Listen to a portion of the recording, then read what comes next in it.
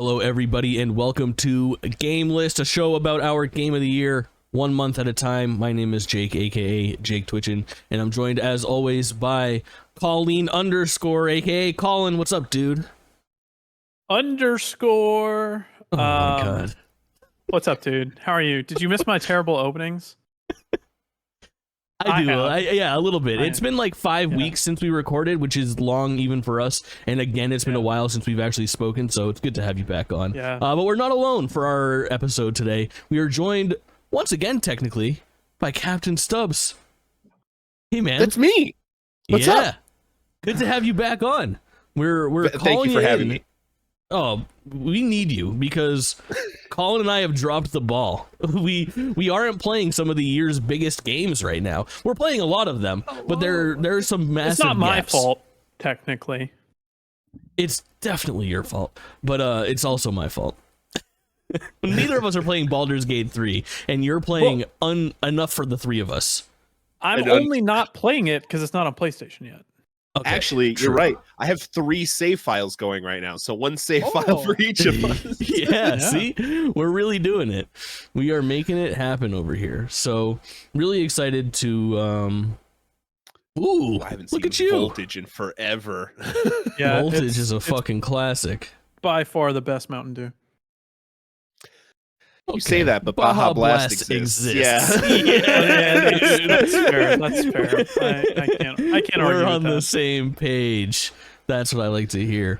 We have a lot of stuff to go over. I mean, I usually start things off on like a pretty stringent schedule where I'm like, we're going to talk about this game first, but I like to kind of change it up once in a while and ask like what you guys are the most excited to talk about. And instead of doing that today, I'm just going to let you guys lead off with we're recording this on August 22nd, and 2 big things happened today. One of them was Gamescom, which had some announcements, and we'll get to them in the news section, but you guys are hot off of doing a Gameless Reacts for Destiny 2. So why don't we open the show with some Destiny 2 stuff, and you guys can tell us all about everything that Destiny 2 announced today within 2 minutes. Ready? I'm just kidding. You guys have as much time as you want this time. We get at least 4 minutes. There's 2 of us, all right? Yeah, That's true. That's true. At You least can 4. split it up. I agree to these terms. So take it away. What's going on with the showcase? Yeah, CaptainStubs, you can go first, man. So many things, so much exciting news. They showed off a lot of what to expect with Final Shape coming up in February, which we're both very excited for. Very excited to see exactly what all that is going to be when we get our hands on it. But we're going inside the Traveler, and that's where Cade's going to be, and that's where we have to fight the greatest threat that they've had in these 10 years of Destiny building itself up. We're going to be fighting the Witness in the raid.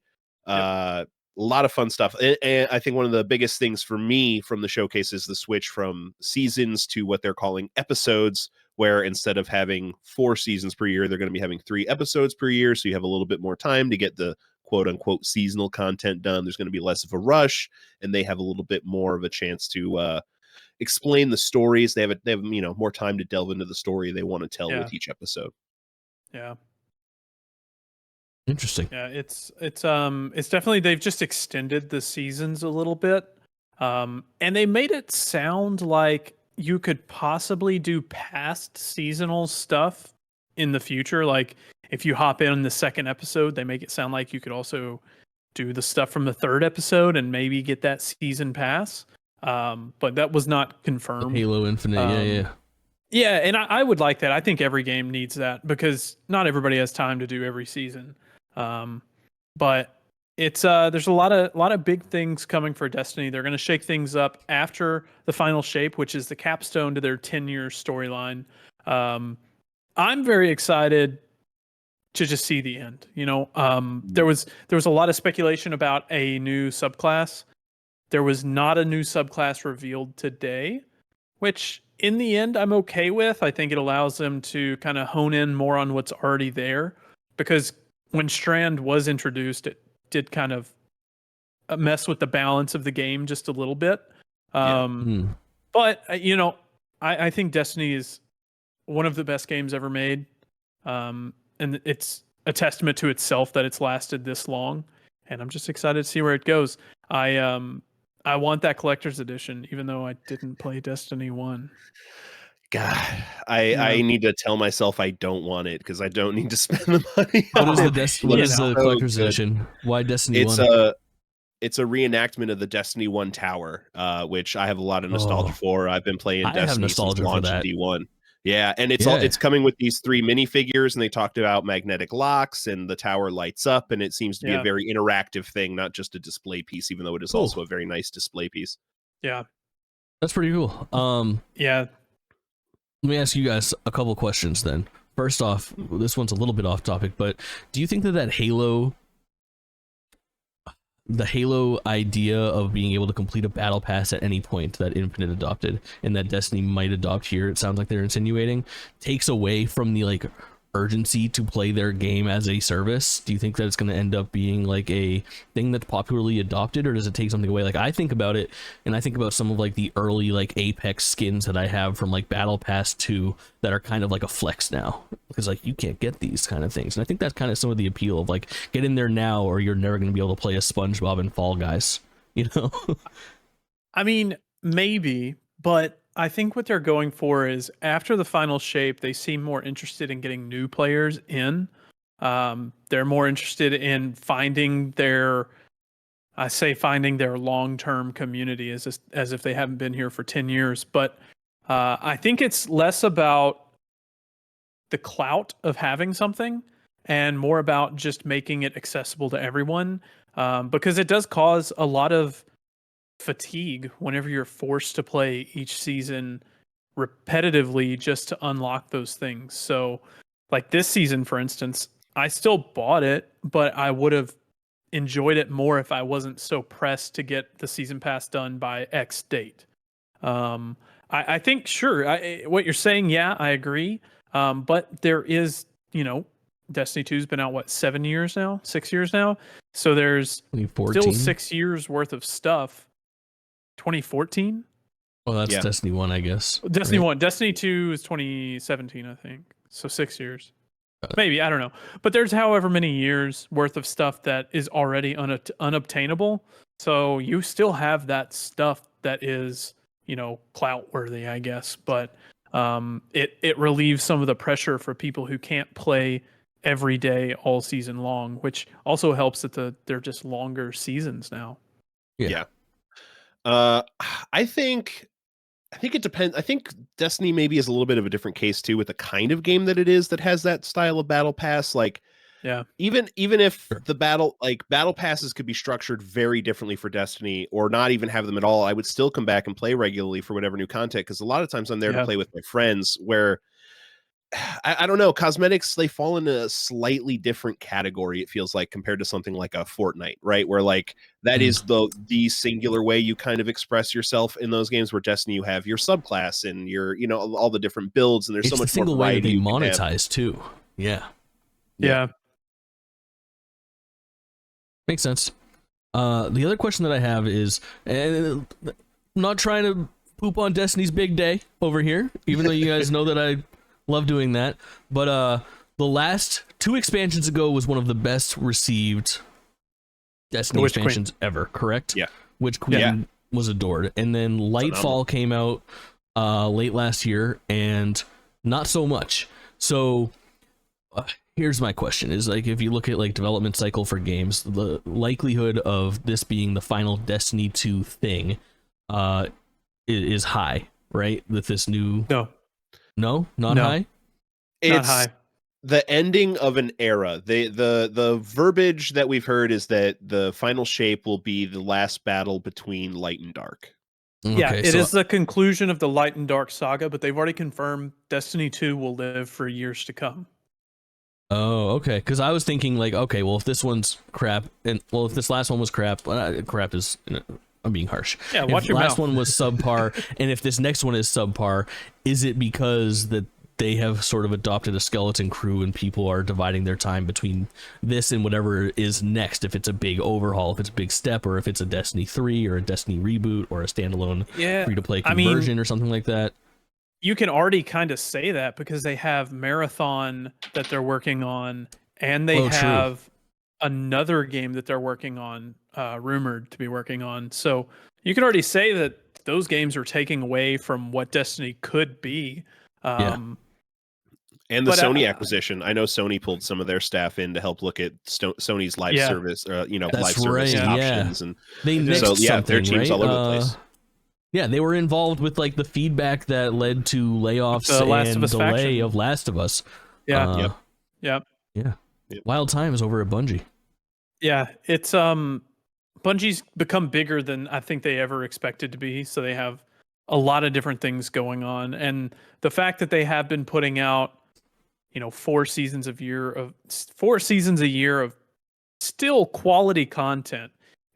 Destiny is not as bad as people make it out to be. It's just you get that community, and that community complains about everything. It happens Yeah, in they're every an echo game. chamber for sure. Exactly. It happens in every game. You just have to learn to filter out the bad apples of the community and then appreciate the game how it is. And I love the game. Nobody hates Destiny like Destiny fans. Exactly. Yeah. Exactly. But don't let a non-Destiny fan hate Destiny, because we will end you. Yeah. We all Yeah. get flack all the fucking time. Yeah. Nice. Yeah. Cool. So exciting stuff, and I'm sure we will have some lengthier Destiny conversations in the near future when you guys get like your new season when's the new season? Today. It launched He's today on at the 1 Witch. p.m. Eastern. So I have to give more Yeah. than 2 minutes next episode too. Yeah, absolutely. Yeah. All right, but I'm then it's coming back to back. 2 minutes until the Destiny other launch, the Sacred Shape. The final So shape. close. So close. Nailed it first try. Jake, do you remember whenever we talked about Lightfall and you were like, "Yeah, I'll get in Lightfall," and then you never did, and then it made me I think I sad. played like a couple weeks before Lightfall to see if it would like tickle my fancy. I ran something with you. Like I gave it a shake. You hopped in and played some stuff with me. Yeah, I gave like Destiny 4 hours of my time in 2023 or in late 2022. And late 2022. Yeah. I was like, yeah, it's still fun to shoot stuff in Destiny, but once again, the same thing happened to me, and I was overwhelmed by systems. I felt very behind. I couldn't access this content or that content because I had some stuff and other stuff I didn't have, and it was just a fucking pain in my dick. Which it should be mentioned quickly before moving on. They're trying to remedy that by making changes to the difficulty systems, and they're bringing back old missions, and they're making sort of the way they made it sound in this showcase, it's going to be a playlist of story missions that's almost like a summary of all of Destiny's story. Yeah. So you'll be able to play through all that and kind of get caught up on the story, but also you don't have to worry about your light level being too low for things anymore, because they are making changes to where you can just hop in and do almost anything in the game, which I really like. I'm going to present to you a coupon, a virtual coupon, okay? Think of this as like a pass, and it's 2 hours of Jake's time to play Destiny with you with a $0 investment on either of our parts. And when you think the time is the best for Destiny to sell itself to me as it is worth not worth my time again, but worth my potential investment, or at least worth giving it another shot. I'm the guy. Like, I should be like, Destiny is trying to get me. You know what I mean? Like, I play Fortnite, play Apex. I've got I have thousands of hours of Destiny in there, and even still, I feel so behind and so overwhelmed by its current state that it's not getting me. And if they make changes that change that, and you feel passionate about it, redeem that coupon when you see fit. I'll give it another shake, because they should be able to get me if they do it right, and they haven't done it right yet, and they've tried. So that's the terrible note that I'll leave you guys on for Destiny. On Destiny's big day. But on a high note, Kaulin, you played something that you're super passionate about this month that is hopping onto your titular game list, and I need you to tell me a decent amount about Oxenfree 2. Yeah, Oxenfree 2. Well, let's start with Oxenfree 1. How about that? Well, I have just the slide for you if you're watching the video. So, Oxenfree 1 is Oxenfree 1 and 2. They're both games made by Night School Studio. I always get Night School and Night Dive mixed up, but it's Night School. They are narrative games. They're straight up narratives, very similar vein to a Life is Strange almost, where you control your central character and you have dialogue with the people around you. And it's really just bespoke dialogue. It is something that you can see happening in real life, but it hits you in the feels almost every time. You're on an island in Oxenfree 1 and 2, and you have a radio, and the radio tunes into weird frequencies, and you open up a portal to another dimension. Slight spoilers here. No big spoilers for Oxenfree 2, but Oxenfree 1 maybe. You've been warned. It's been out for like 7 years. But anyways, Oxenfree 1, you're on an island you're a high schooler. Your name's Alex. You're on an island with your friends. You're there for a bender. You're going to have a nice night, drink, party. And then on the island, there's this, if you go to a certain area and you tune into a certain frequency, it has a weird light show. So on and so forth. You open up a portal to some very nefarious, sinister beings are on the other side, and they want to take over the world, pretty much. So Oxenfree 1 ends. Do what? As one does. As one does, yes. Oxenfree 1 ends in a time loop. You are stuck in a time loop that same night over and over again. You can play the game as many times as you want, make different choices in dialogue, which there's always 3 choices in dialogue. Not always, maybe there's less, but it's your like square, triangle, circle button, and you just choose the dialogue based on that. And the cool thing about the dialogue system in this game is you can interrupt other people, and it feels very organic. It feels like a real conversation, because in conversation, just like here when we're talking, we interrupt each other a lot. It's not something that we do purposefully every time, but it just happens in conversation. Conversation isn't a linear path. Normally things happen and break off and things go weird. So this game does a good job of allowing that in the game. You can interrupt other people. You can choose to not say anything for the entire game. So the dialogue systems are very deep, and it makes you feel like a real person with some real motivation in the world. So Oxenfree 1, the story's wonderful. The characters are all very fleshed out.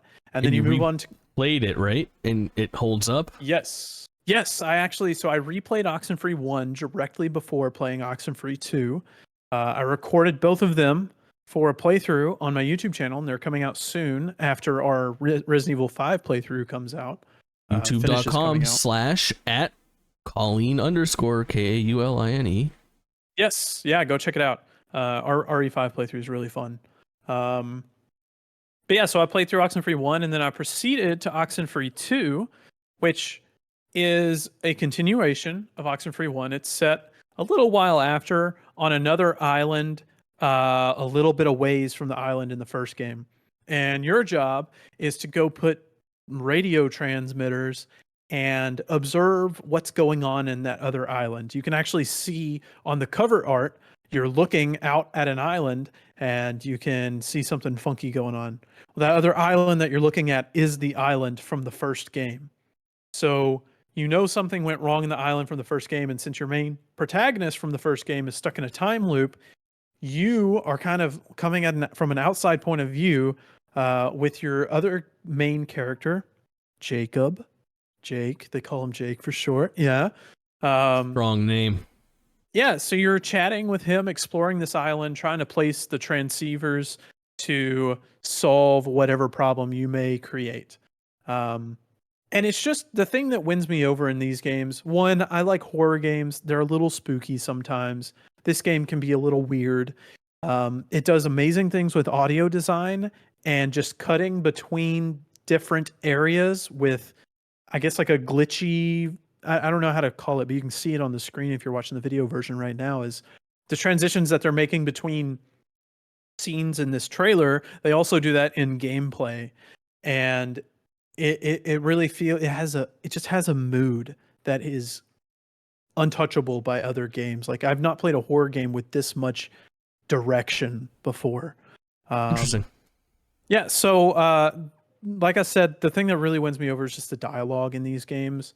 The characters, they have real struggles in real life. they talk about their feelings. If you want them to, you can choose to ignore them, and you can block them out. You can be a dick to everyone, and they won't As talk one about does. anything.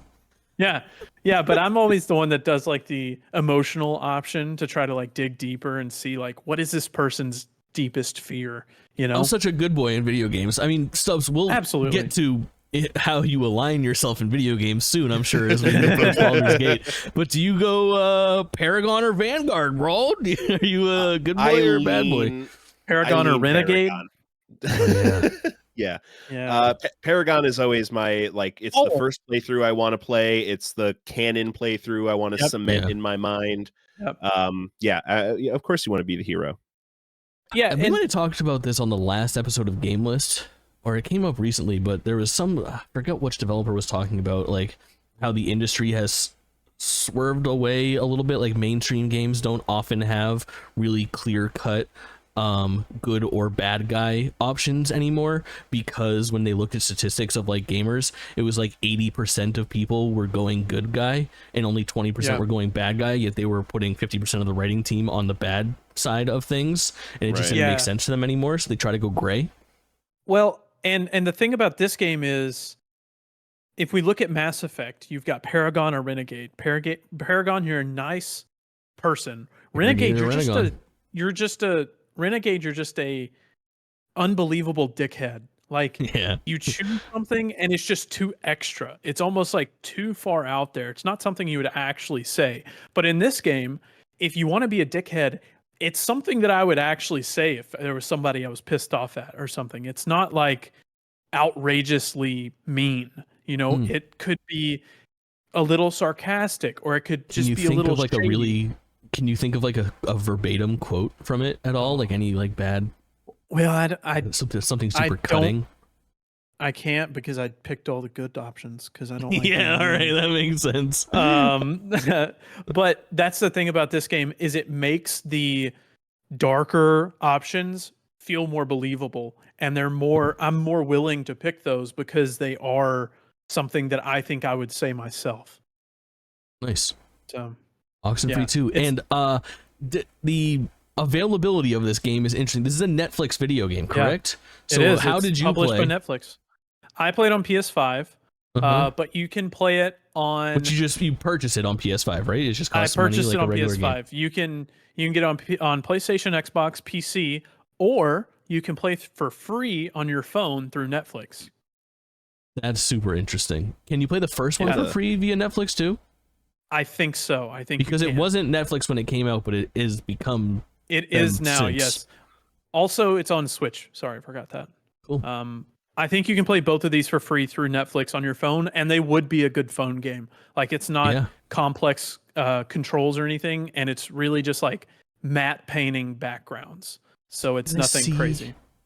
Netflix controller app popped up in like some regions, like, and there's no games that use it yet, but there's some sort of functionality where you'll be able to open Netflix on your TV and then use your phone as the controller for an interface. I heard of that, but I have not. I'm curious how they'll implement that. Same. Speaking of Netflix, can we talk about Rebel Moon real quick? Yeah, let's fucking do it, I guess, if you want to. It popped up at Gamescom today. Zack Snyder, who was introduced as like one of the most influential and visionary directors in the industry. I was like, Spielberg? I was like Christopher Nolan?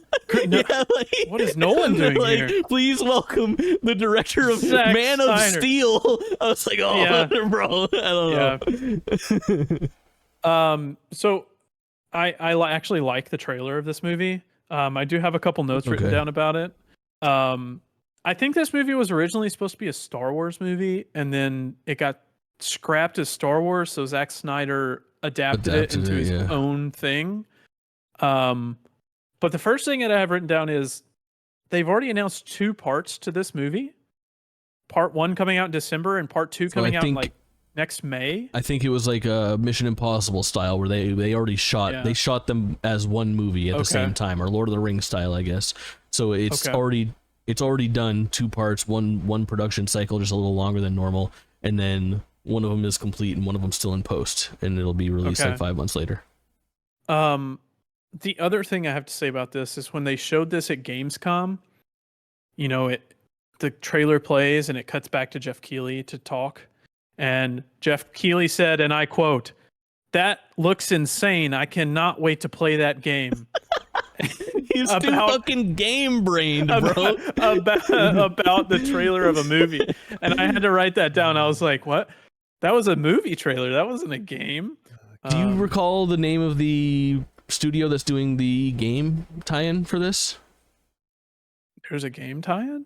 Yeah, they announced it at the same time. Rebel Moon has a game, and that's kind of how they wrapped it, like some sort of tie-in game. Yeah. Wait, hold on. Was that what Jeff Keighley was talking about then? I don't think so, because it was just a movie trailer. It was a misspeak because he was definitely yeah. I just saw that and I was like, yeah, we got to bring this up. Jeff Keighley, come on, man. Friend of the show, making friend those of the big show, mistakes. Jeff Keighley. Never forget that Jeff Keighley doesn't know it, but he executive produces GameList, and he That's true. Co-founded it, in fact. So, do you know the story? Not really. We'll give it the short version. If you've listened to any GameList episodes, it's happened before.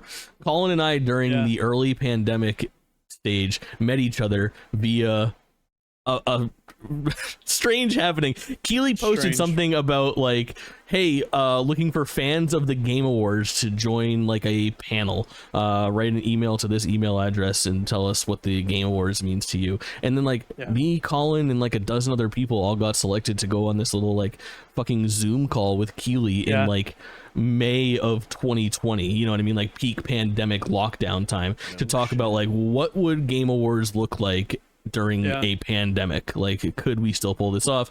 What would you like to see? What's important to you? And that's how Kaulin and I met, and we were a part of like a dozen of these calls that got sequentially bigger and bigger, but he and I were in on the ground floor on the first one. Very first one. It ended up being a really cool thing where we were able to chat with like fucking Phil Spencer and Gabe Newell and Joseph Ferris. No shit. Tim Cook, is that? No, Tim Cook's the Apple one. Tim Sweeney. Tim Sweeney from Epic. Mm-hmm. Troy Baker, Laura Bailey.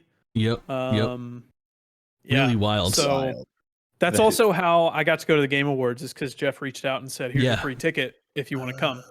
Yep. Okay. So I knew it was a Keighley connection, but I didn't know that's cool. He's crazy. Yeah. Wild times. I will also likely be at the Game Awards this year. Oh yeah. I have a pharmacy showcase that I have to go to in Anaheim for that entire week, and it ends the day of the Game Awards. So I'll be in LA for a week, and I'll get to go to the Game Awards again. December 7th, I think they announced today is the day that's coming. Yep. Really cool. Those are always fun. I will be streaming it live and looking for Kaulin in the crowd. Maybe you'll see me in the there was one single scene where I was in, you could see me in the crowd that year. I was like, I hope Jake sees me. Maybe. So funny. I don't know. But anyways, a little ranting and raving over here. I played the Crew Motorfest and I'm red fucking hot on it. I am obsessed with the Crew Motorfest, and I didn't expect to be. They had a closed beta that you could get in by just, pre-ordering the game, but they also added the ability to jump in there via just going to their website and giving you their email or giving their email and signing up for it. So I got in and I got a couple invites to the Crew Motorfest beta, and it was 3 days and it was a gigantic portion of the game. And what I experienced was one of the coolest intros to a racing game that I've ever played. Now, here's what you need to know. This is definitely just like the Crew team played Forza Horizon instead our turn. And that's exactly what I want. It works. So the first thing to know about that is that that's cool for multiple reasons. Number one, that's just a good format. Number two, it's multi-platform. So PlayStation 4 owners, PC players, I mean, you can get Forza on PC as well, but have the opportunity to hop in here with crossplay and everything. What's cool about the Crew Motorfest, though, is that I feel like it kind of takes things even further than Forza is willing to, because it pulls you off of their secluded island to do some like street races and enjoy some like different styles of racing and gameplay. There are ATVs, off-road things. There are motorcycles.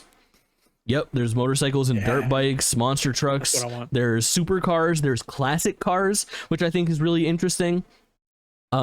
They have this, like, when you start the game, it does, like, I remember, like, Forza, the one that had, like, the seasons, did this intro that was really cool, where they sort of, like, rolled you through, like, winter, spring, summer, fall, and it was, like, one long, Forza like, 15-minute 4. showpiece race. Yeah. And this one does that, but it does it with, like, the different themes of racing and the different cups. So as you progress through the story, you start off doing, like, underground tuning stuff, and it looks like a scene straight out of, like, Need for Speed Underground, and you're doing, like, track-based racing, drifting around fucking corners, and it, you know, controls Forza Horizon-ish, somewhere between arcade and sim. Not extremely realistic, but also you're not just like whipping around turns. There's a driving line in the whole 9 yards there, you know, slow in, fast out, that type of thing. It then transitions you to like straight up off-roading. You're in like a 4x4 fucking mud and whatnot. Then it transitions you to like, there's almost like a sepia tone filter to the classic car mode. You're playing in like a 1960s like convertible, and it's kind of like slower, easier racing around turns. It, you know, controls like a fucking boat, and it just brings you through all these different experiences that the crew offers you, and it's such a stunning showpiece of like, here's the different kind of racing you're gonna be doing in this game, and each one feels so varied. I was just like really blown away with the production value and how different everything felt. There was one race that I did later on in the beta where I was in like a super unique looking VW van going around the perimeter of like, I think it's Oahu, or it's some Hawaiian island, and they kind of bring you on like a 15-minute race around the perimeter of the whole thing while a guy narrates and tells you about all the different locations and some of the importance of like the, you know, land masses in this area, and this building was created here and there, and just a really good time. The game is doing something extremely interesting. Do you guys have history with the crew at all? Have you, either of you played either of them? Yeah, I've not. Yeah, I played a lot of the crew one. In fact, if you hunt down and find my personal YouTube channel, some of my earliest videos will be of the crew one. And yeah, Plug it if you're willing. And then the CaptainStubs one. Okay. And the crew 2 let me down because vehicle customization, which is the question I have for you, was really tied to random number generators and loot boxes, and it really turned me off. Like, one of the reasons I come to vehicle games is I love tweaking the car and setting it to my specific things. I like racing to earn money and then buying the parts I want, not having to race over and over to maybe get the roll on this exhaust pipe that I want. So how does customization work in Motorfest? I'm going to let you down here because I did not dig into that at all. That is the part of racing games that I don't really care. I just like to hit the right trigger and go fast and go around the turn and not mess up. So I didn't dig into that. I'm more into buying a new car than I am tuning my existing car. And that's one of the things that scares me from sim racers like Forza and Gran Turismo, of like, you need to get this car from an A class to like an SS class so that it can perform in this race. How do you want to do it? And I'm like, I don't know, better brakes. Like it really like fucks with me. Like I don't know what I'm doing in that capacity. But what I will say is that if you've played the Crew 2, you know about the way that they use the map, right? Like the way that it kind of like zooms out. This was a mind fuck to me. Like, it was the coolest thing that I've ever seen. At any point during the Crew Motorfest, you can just hit the back button like you would normally do to open a map. But instead of opening like a visual map and giving you an overlay, it just takes your camera and just starts to zoom it out. And it zooms out and gives you the entire island and shows you people racing in real time on that map. So you could go all the way out, search miles down the road, and then zoom in on that road and fast travel to that location. It was incredible. That's tech. like oh God, what was it called? The motorcycle one recently. No, the other it's like Steep. It was the other Ubisoft Riders one. Republic. You're talking about Riders Nice. Republic. Good pull. Yeah, I think you're right. Yeah. Really cool shit. I love that map. I thought it was a really nice touch. But again, the variety was good. But here's what I have to say to you if you're worried about this. They are doing something that I think is fucking genius for their launch. The Crew Motorfest is launching on September 14th. 9/14 it comes out, and on that very day, for 3 days, they are offering a free fucking trial for every system. So on launch day, along with the hype, the game is basically free to play, which I think is so cool. It's a $70 game at retail, but you can hop in, and for up to 5 hours on a platform of your choice, you can hop in day and date with everybody and do some races. So you can decide for yourself if the crew is for you or not, which I think is just like, learn from this. This is such a cool touch of like, it's not exactly, you're not just making your game free to play off the rip, but you're giving everybody a chance, especially with that new game hype on that day.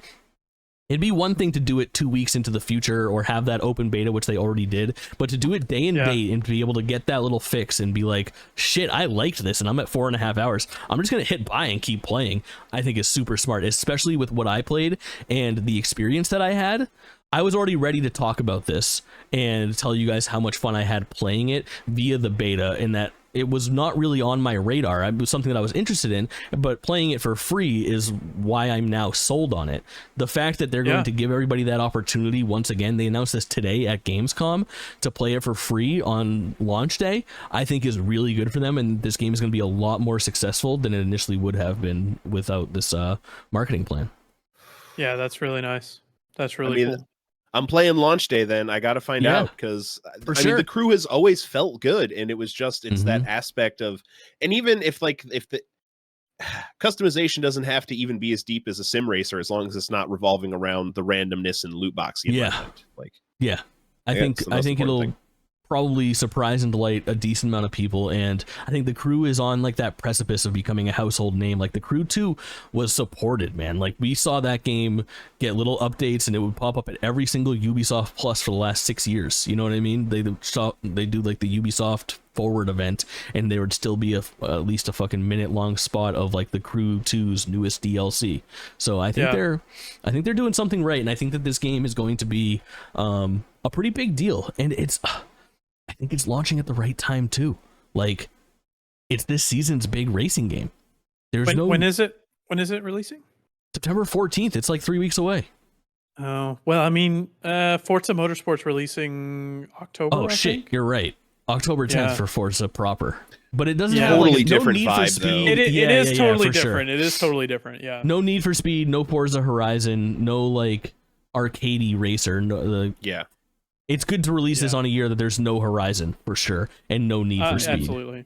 Going up against a Gran Turismo or a Forza proper, I think this thing still stands a chance. Like you can just tell from like the key art of this game that this one is going to be for the casuals. This is for the people that like to go fast and have fucking underglow, you know? And don't know the difference between a supercharger and a turbocharger. I certainly You're right, I don't. So it's gonna be a good one game. Makes you go fast, and one makes you go really fast. It depends on different podcast. You're right. But for this podcast, I really want to chew in. I want to ask you like 1,000 questions, Stubbs. You've been playing Baldur's Gate 3, which has massive fucking Game of the Year buzz going on right now. Can I say something real quick before we let CaptainStubs loose? Sure.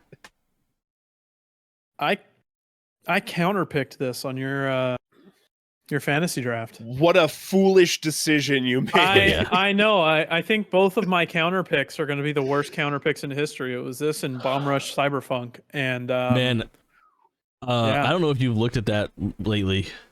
I was so far ahead.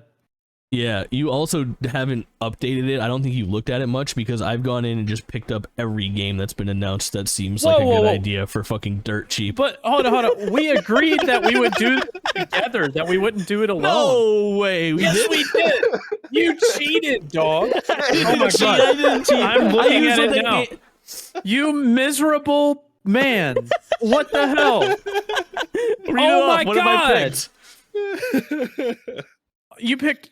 Oh my God. Dragon Quest 3 HD 2D, Super Mario Bros. Wonder, Super Mario RPG Remake, Mortal Kombat 1, Viewfinder, Alan Wake 2, Assassin's Creed Mirage, and Cocoon. What a miserable person. We said we were going to do this together. Oh my God. I didn't know. You cheating bastard. I am so done. I believe you're still projected to fucking win, for the record. Oh my God. Anyway, I'm done for. Everything's been going great on the Fantasy draft. All right, Stubbs, tell me about the first thing that I want to know about Baldur's Gate 3 Yeah. is your main character. Tell me everything about them. All right. So as mentioned earlier, I have 3 save files going right now. I have a 3/4 person save file. That is the one I'm furthest in.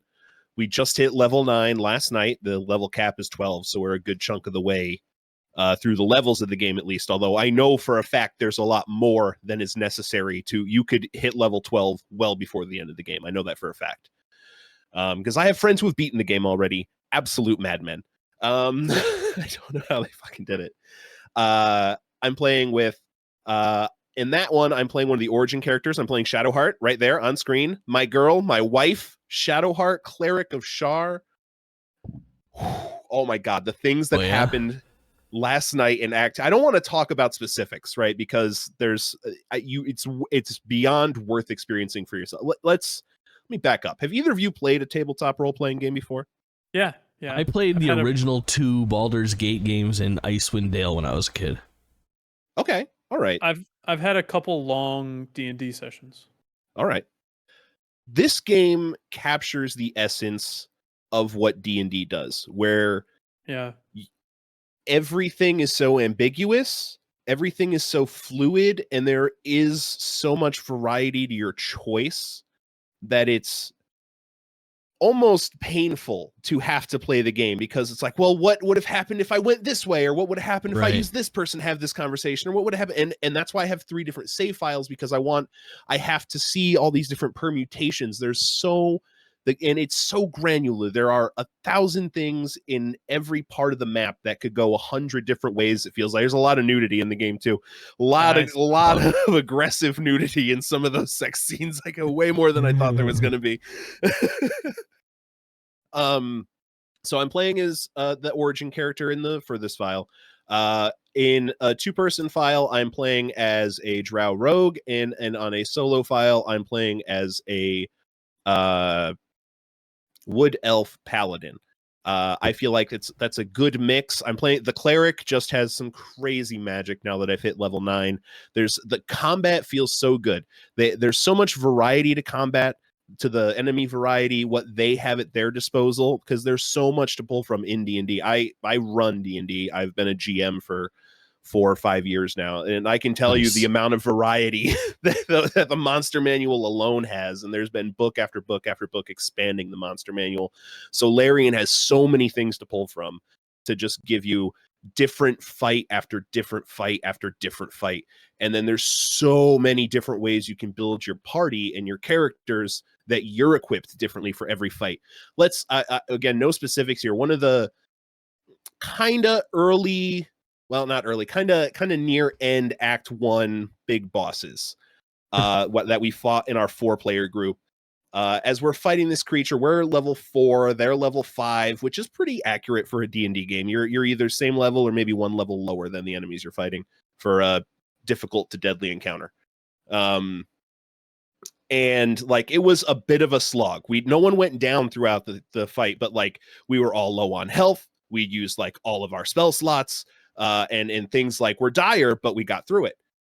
Right. And then I went and did that fight on my solo file the other night, and the boss literally didn't move before he died. Wow. I walk in, I use a scroll of hold person with my paladin. He fails the save. It was a 45% chance to work, and he failed his save to let it work. And then he continued to fail his save for 3 more turns after I cast Cloud of Daggers and Witch Bolt on him and just damaged him. The turn he finally would have been able to move, he died from 21 dagger damage from the Cloud of Dagger spell. And every fight, you can attack in a different way. Even with the same exact party, just having different members come at the fight from different angles, everything plays out so differently. Just the fact that rolls are going to go differently. The AI chooses a different spell at one point than another. Yeah. Like, you can play all the combats over and over and always have some kind of different permutation come out. The characters are written so well. It's insane. You love and hate these characters at the same time. Like Lae'zel, the Gith Yankee there in the half plate armor in the center of the screen. Screw her. All right. Anyone who is anyone who is playing the game heard me say that I'm playing Shadowheart, and they knew that I hate Lace. It's a known factor, for multiple reasons, and I've seen 3 different ways that the relationship between Lae'zel and Shadowheart can play out, and while the conclusions to those all may be similar, how they got there and the actual acts themselves were all wildly different. And it's crazy to me, and I'm sure I haven't even seen every permutation of how their relationship can play out. Right. Every time I pick up the controller to play Baldur's Gate, I know I'm going to at this point, if I'm playing a save that's behind the 4-player save, I know I'm going to see some stuff that I've seen.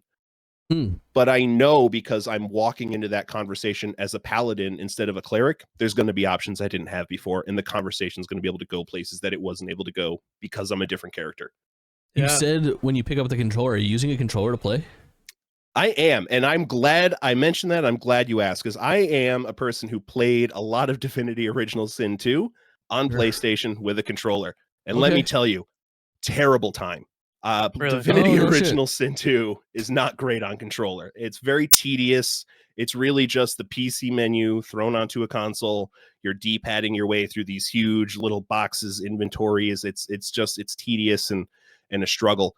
Larian did what I thought was impossible and made competent, feeling good controller controls for a CRPG game. That's what I have heard. not played a minute of this game with mouse and keyboard. I have played all 100 hours since 1.0 dropped, leaning back in my chair with a controller, and it feels great. That's nice. No way. I've heard that it's really good on a controller. That makes me really happy for the PlayStation release, because that's how I'll be playing it. Yeah, it's absolutely. I've looked at the interface for this game and I'm fucking terrified of it. Like all the radial wheels, so much happening. The wheels. I mean, I think I'm looking at the keyboard thing, because I look at like the spell list and it looks like my keyboard. Like there's so many things. That's okay. Well, let me assuage that slowly builds up, right? Like when you start the game as and it depends on what kind of spellcaster you are too. But when you start the game, even as a full-blown 100% spellcasting class, you have 3, maybe 4 cantrips and maybe 6 level 1 spells. It's very boiled down, and you slowly add to that list as you level up. So even I understand if you look at something that's level 5, that can be overwhelming, because there's like 18 spells to choose from, and then you've got all the cantrips and then all the other actions because all the armor you're wearing that gets added on top of that. And yeah, I mean, at this point, now that I'm level 9, I have 1, 2, 3, 4, 5 radial menus for actions and spells, and then another probably like 5 or 6 for scrolls and potions. But Crazy. it sounds wild, but it's all actually maybe a little time consuming. But if you set it up well as you start off, then the radial menus fill themselves out in a very intelligent fashion, and it's all very well laid out. Like there's basically 2 portions to the radial menu. There's like a left portion and a right portion. You can add or delete radials to each portion, and the left side of the radials are your actions and your spells. Anytime you get a new one, it's going to automatically fill in at the first left portion radial, and anytime you get a new potion or scroll, it's automatically going to fill in at the right portion of the radials. And for me, so like the way I have my radials set up, starting at the left portion is my regular action, so regular attack, regular ranged attack, and maybe the augments to my regular attack. And then as I go left, I get higher and higher level spells. So cantrips and first level spells, class actions in level 2, level 3, 4, level 5. So that as I get new things, whenever I add a new radial menu, that just winds up at the very far left, and it's easy to add my highest level stuff down there. And potions and scrolls, I honestly don't touch. They just auto fill in, and whenever I need to look for one, it's not that hard to kind of search through what I'm looking for. Yeah, it really works out well once I figured out how the radial menus automatically fill in, and just kind of augmented how I laid out to complement the automatic. Crazy. Have you played any co-op? Not split screen, but how is it online? Fine. We really haven't had it. I think maybe the first night or 2 we had a few, but if I remember reading an article right, Larian was telling their IT team to expect like 100,000 concurrent players on launch weekend, and it hit and it was like 8 000. times that. Yeah, crazy. So I love the but success. yeah, I mean, Cinch launch weekend. like nothing. It's been really stable. That's No awesome. issues. So good. So good. I know Preston's complaining about some performance issues, but he only has like a 1070 GPU, so he might be just rig struggling. Have Sure. you looked at the achievements on PC? I have not. I have really just let things kind of go as they come. I haven't really looked up a lot of things unless I'm really stuck on a puzzle. Yeah, because I'm I'm a trophy hunter, so I'm curious how the achievements will be or how many playthroughs I would need to get everything. So yeah. Oh, there's definitely different endings. Absolutely. Like there's no way there's one true ending to this game. Yeah, so. that's what I assumed.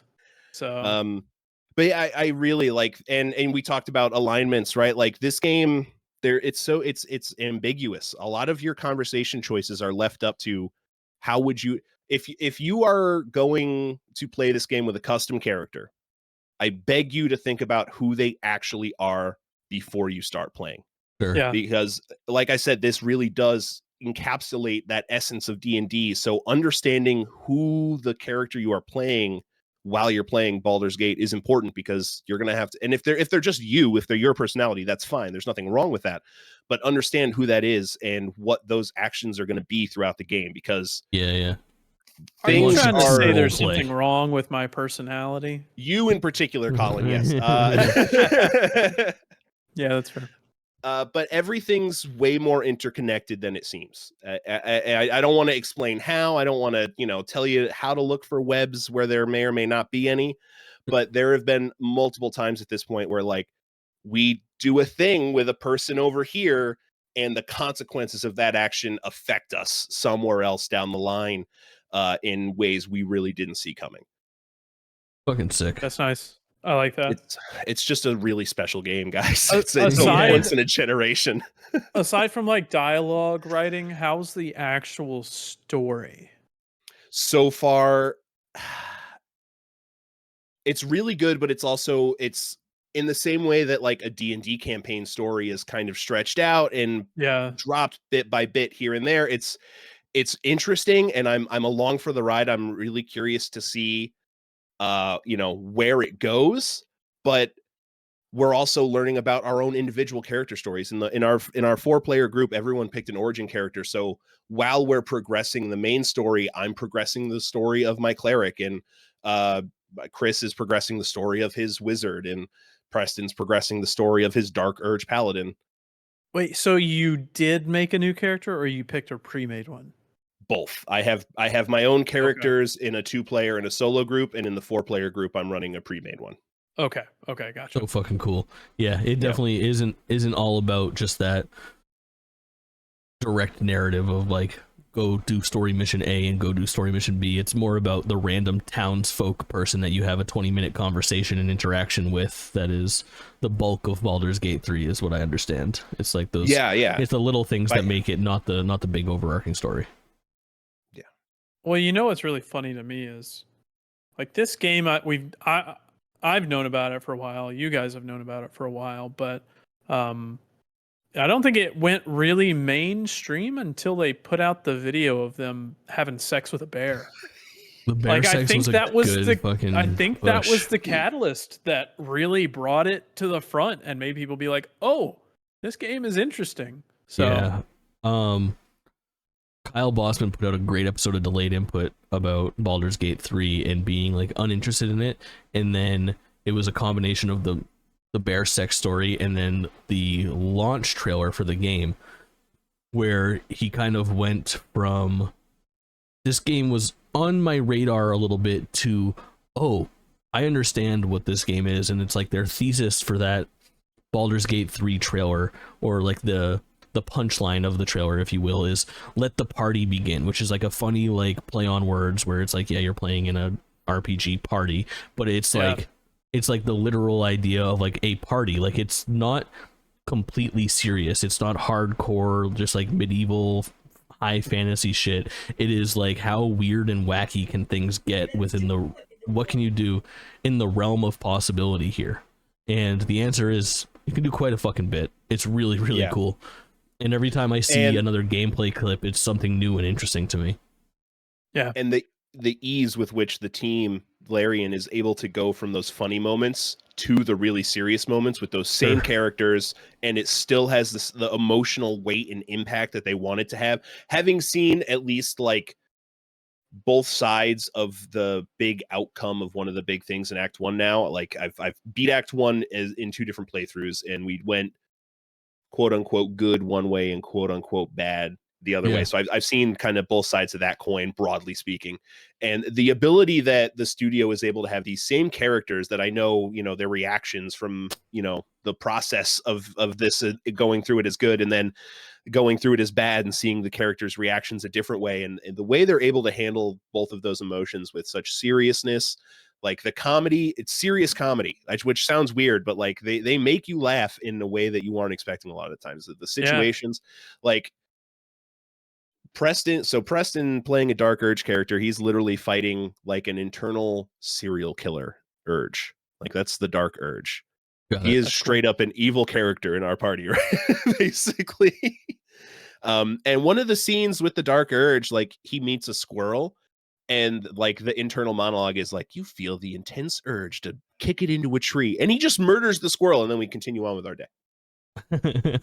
Exactly, Jake. It's those little moments of like, that's what it just. I saw.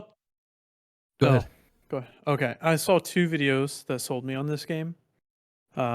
They both involved rolling a nat 20 at just like a random skill check. One of them was a squirrel was being like a little dick, and they went to like kick the squirrel, and they rolled a nat 20, and they kicked it so hard the squirrel exploded into just like a puff of blood.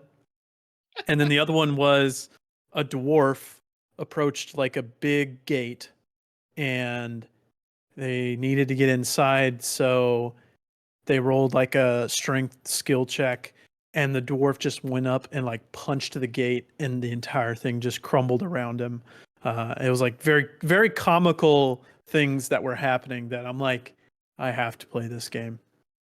There are 2 things that I really want to talk about for this game, and I think one of them piggybacks off the comical thing, and I think we need to talk about this man, Sven, the guy who is the CEO, founder, director of this game, the CEO and founder of Larian Studios, but he's also a programmer, he's a director of this game, and a producer on this game. Like, he is Larian, and he is very much Baldur's Gate and Divinity, and this guy is a fucking wackadoo. Like, he's a wild dude. If you like Google image Sven Vincke, I don't know how to do it, you'll see him in like fucking armor all the time and shit. He's always dressing up, and he doesn't take things very seriously. He just seems like a really interesting boss, and like all around weird guy, which is, it just feels like his DNA is what's really like driving the team that is making this game to do things the way that he is like telling them to do things. It seems really interesting. If you watch any of like the like roundtable discussions or panels where he's on them, he is fostering a really interesting work environment where it's like the least worried I've ever been about a video game company's like goings on behind closed doors. He seems like a wholesome dude, weirdo, but like, you know, I don't know, it's no fucking Ubisoft, you know. Yeah, I mean, I'd rather have a weirdo than a offender, you know. Agree. The other thing that I want to talk about is, have you guys seen the sex speedruns? Yes, I haven't watched them, but I've seen the fucking progression of like the 15-20 minute speed runs to like, for a couple days it was like a 4-minute speed run, to I think yesterday got updated to like a 2-minute and 16-second speed run of how fast can you get laid in Baldur's Gate. Has been wild to watch progress. I can't wait to see what other funny things happen in that. It was like, what other like things will they speed run towards objective wise? Yeah, I think they kind of I've been avoiding almost everything to do with that game just for spoiler reasons. I want to enjoy it when it comes out on PlayStation. Yeah, makes sense. Totally fair. One last thing, let me share my favorite nat 20 of any of my campaigns so far. Preston is trying to get us into a camp, and they're not like wanting to let us in, so the guard at the gate for the camp says, you want me to let you in? Why don't you pick up this shit, and it points to a literal pile of shit from one of the beasts at the feet of the guard and smear it across your face. And one of the options was an athletics check to throw the poop in the guard's face. And I rolled a nat 20. I've never been happier. Nat 20 before in my life. That's pretty funny. good. I love that kind right. of stuff. Baldur's Gate 3 conversation will continue next month with some of Colin's escapades. We'll see how they stack up. Should be pretty interesting. Hopefully. Love it. It's going to be a busy month for games, so we'll see how many escapades I get up to, but yeah. Well, hey, we're about an hour into this podcast already. I think now is the time that we should talk about our sponsor. I'm just kidding. We don't have a sponsor, but I do have to disclose that I didn't exactly pay money for this next game. So I think it's proper for me to disclose that the code was supplied by the developer for Marble It Up Ultra, and I'm fucking red hot on this video game still. We talked about it last time, and I just want to tell a little bit of a story. My opinions on Marble It Up Ultra remain the same. I think it is just a very fun video game that is somewhere between Marble Madness and Super Monkey Ball. It is very much like a, hey, roll this ball to the objective, solve the puzzle, do the platforming that you need to do in order to get there, do whatever it takes. And it is just so fucking pure fun. The game is, I think, $25 or $30. It is very simple. When you look at it, you get the idea immediately, but in execution, it's fucking flawless. There's online multiplayer. There's games that are more puzzle based. There's some that are kind of speed or racing based. There's just a lot going on in this game. It's developed by, I believe it's the Marble Collective is the group of people that work on this game. They worked together on the Marble Blast series back in the day, and I played Marble Blast Ultra when I was younger on the Xbox 360. It was one of the first big Xbox Live arcade games. So when I saw that this game was available, I checked it out. During last month's segment, we talked about the ID at Xbox Fest, where there was a bunch of playable demos, and I saw this Marble game, and I was like, oh, that reminds me of Marble Blast Ultra. I gotta fucking try this out. It's called Marble It Up Ultra. It's the spiritual successor made by a lot of the same team. So I post my YouTube video of me playing through this, and I get a fucking comment from a man. His name is Mark Fronmeyer, I believe is how you pronounce his name. I'm not positive on that. Please forgive me if he hears this, and anybody else that knows if he hears this and I mispronounced it, or if I fuck up any of the history of the Marble It Up Ultra team. But essentially what you need to know is that this guy, independent video game developer, took the time to watch my Marble It Up Ultra VOD of my stream and commented and said, thanks for playing the game. The mode that you were talking about, Gem Hunt, is available in the demo in multiplayer. So not only did this guy take the time to watch it, but he actually paid attention to what I was talking about, clearly knew my story, and then obviously I nickel and dimed him for a code for his video game. No. But I reached out. I mean, here's the thing. For I think it's a go both ways type of thing. First off, this guy's a fucking legend. He developed, do you guys know Tribes? The Tribes games from back in the day, Tribes, Aerial Assault and all that. Old first-person shooter jetpack combat games. He was a developer on those games, and then went on to work on the Marble games and eventually Marble It Up Ultra. So, he's a decently big name in the gaming industry, so I thought it was cool that he was taking the time to engage with a little old content creator like me. But I mean, listen, it's an indie game. It's not the biggest thing in the world. The code didn't cost him anything out of pocket to give to me from that team, and I don't have no reach. Here I am talking about it on a podcast, disclosing all the right information. I posted it to my socials a couple times. The VODs are up on my YouTube page, and I posted on TikTok and Instagram, just little clips of me having a good time with the game, and it put up I don't know, between all of them 7,000 or 8,000 views. That's not no eyes, so I don't feel bad taking the code, but I think a really cool interaction for a smaller content creator. And Marble It Up Ultra, even if I didn't get that fucking code, would have my seal of approval. I've got a history with this type of shit. If you like Monkey Ball, you owe it to yourself. Check out Marble It Up Ultra. But it leads me into talking about a couple other similarly sized games. We can almost call them indie games in a certain way, depending on how you quantify Tren. Tren is some of the coolest shit. Do you guys know anything about Tren? Yeah, it's Media Molecule's new game Within Dreams. Within Dreams, it's kind of it's a little bit bittersweet because it's kind of a fucking swan song for Dreams. Dreams is kind of going into thanks for playing mode, we'll see you later. You can still use our stuff, but the amount of assets that you can use per game is changing. But it's made within Dreams. It's not the first time Media Molecule has done this, but it was a small project that they did, I think, for like DreamsCon 2019, and then they since have been working on it to make it like a little standalone project within Dreams. It's essentially little toy cars, little toy trains. Like, you guys know the ones that I'm talking about. If you're not watching the video version, it's the wooden train tracks that fit together like puzzle pieces that you can put together that you play with as a kid. The train cars are magnetic. It plays with physics. It almost has like a little bit of like you ever done like a Trials game, either of you? Trials where you're kind of tilting the bike left and right and maintaining your weight. It's got a little bit of that with the track, like you can't boost too hard around a corner or you'll tip it over. And then it's got some puzzle elements where you're turning on switches and levers and trying to navigate through the world while maintaining like your cargo balanced on your back. You got to do flips to fucking turn on some things. You have to maintain a speed and have this much cargo to get past this checkpoint. The game is ridiculous. It is so good. Like, it's very impressive what they've accomplished within Dreams, which is something that you can say for so many different games made in Dreams.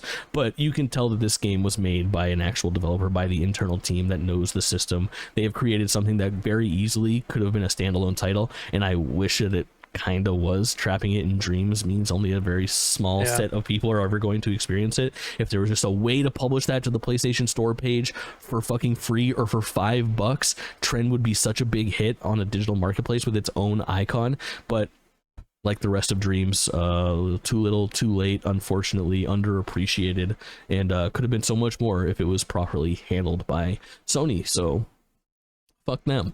Really sad. The last thing that I want to talk about is a game that's sneaking its way onto my game list. This is another really small game, but a really interesting one. This is Venba. Venba is... it's a tough game to explain. The best way that I can start talking about Venba is a game that is an hour and a half long. I beat this game in like 85 minutes. It is a narrative game first, almost just like a, what do you call that? Like you're not even really making decisions, just like a walking simulator, I guess. You're not even walking. It's just like a point and click visual novel, I guess. Visual novel. Yeah. But with some light puzzle elements. There's basically like 15 minutes of story, and then you cook something, and you cook something in a small like puzzle environment where you're kind of trial and erroring. You're not going to die in this game. You're not going to fail in this game. You're just going to take some time to figure things out. It's got like a cool little mechanic for the cooking where you're trying to figure out the order in which to complete recipes, and the recipes are written, but it's in a old cookbook that's been damaged or like water stained or is missing like a page or is like, you know, a little bit shredded or something along those lines. So you don't have a full view of what you're supposed to be doing in the recipe. So you're kind of like, oh, it's 4 grams of this, and you're like, is it that? And they're like, no, that's not right. And then you're like, oh, it must be 4 grams of this. So it's like very light puzzling. This is an easy breezy video game, especially for somebody like me who's not always great at puzzles. But where Venba really shines is in its heart, similar to like the way that I enjoyed Chia this year, which is still holding down the number 2 spot on my game list for the reason of it being such a fucking pleasure to play and being such a unique and wholesome experience. Venba is very much the same. You can tell that this was directed by somebody who is likely the kid in this story, and Venba is the name of the mother in the story, and it's a story of a immigrant Indian family who moves to Canada. The mother and father start off... Go ahead. Have you listened to the Kind of Funny episode with the director of this game? Yeah, I did. Yeah.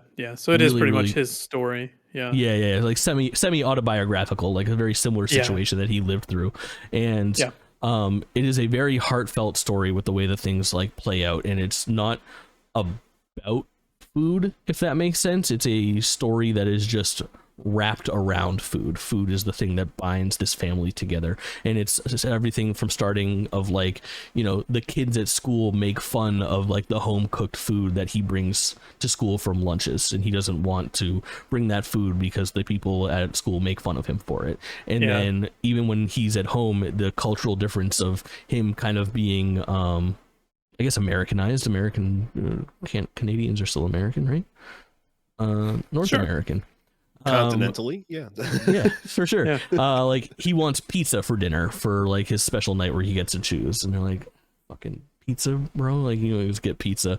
Why don't we try to eat this? This is more of like a cultural tradition for us. This is why you should enjoy it. And it's about like a kid growing up, and it takes place over the course of time, and him coming to terms with you know, his family's traditions as much as his parents are coming to terms with you know, cultural changes that are occurring in their son. It's easier for him to exist as like a second generation immigrant than it is for them. Really fucking touching story. Made me cry on stream. I can't recommend this enough. It's on Game Pass. If you don't buy it on Game Pass, I think it's $20 on a bunch of other platforms, maybe even 15. It's cheap and it's fun and it's really cool. Like it's the kind of game I recommend it the same way that I recommend Before Your Eyes or What Remains of Edith Finch. Yeah, you should just play this when you're trying to like watch like a movie, you know, like instead of watching a movie, play Venba. If you're looking to go play a gamer ass video game, maybe Venba's not for you. If you're looking to just chill out and relax for some night and kill a couple hours, grab Venba and play it start to finish in one sitting. It's awesome. It's gonna make my game of the year list for sure. So much fun. Adored Venba.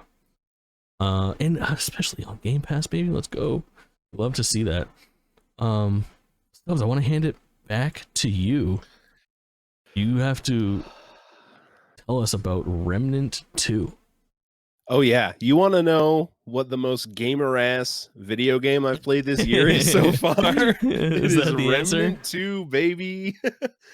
I can't think of a game this year that has had me thinking about build variety, wanting to get loot done, going back to play a world again to try and get a gun that I didn't get this one time, hunting for this piece of armor that's hidden out in the edges of the map where you vomit if you walk into the smoke.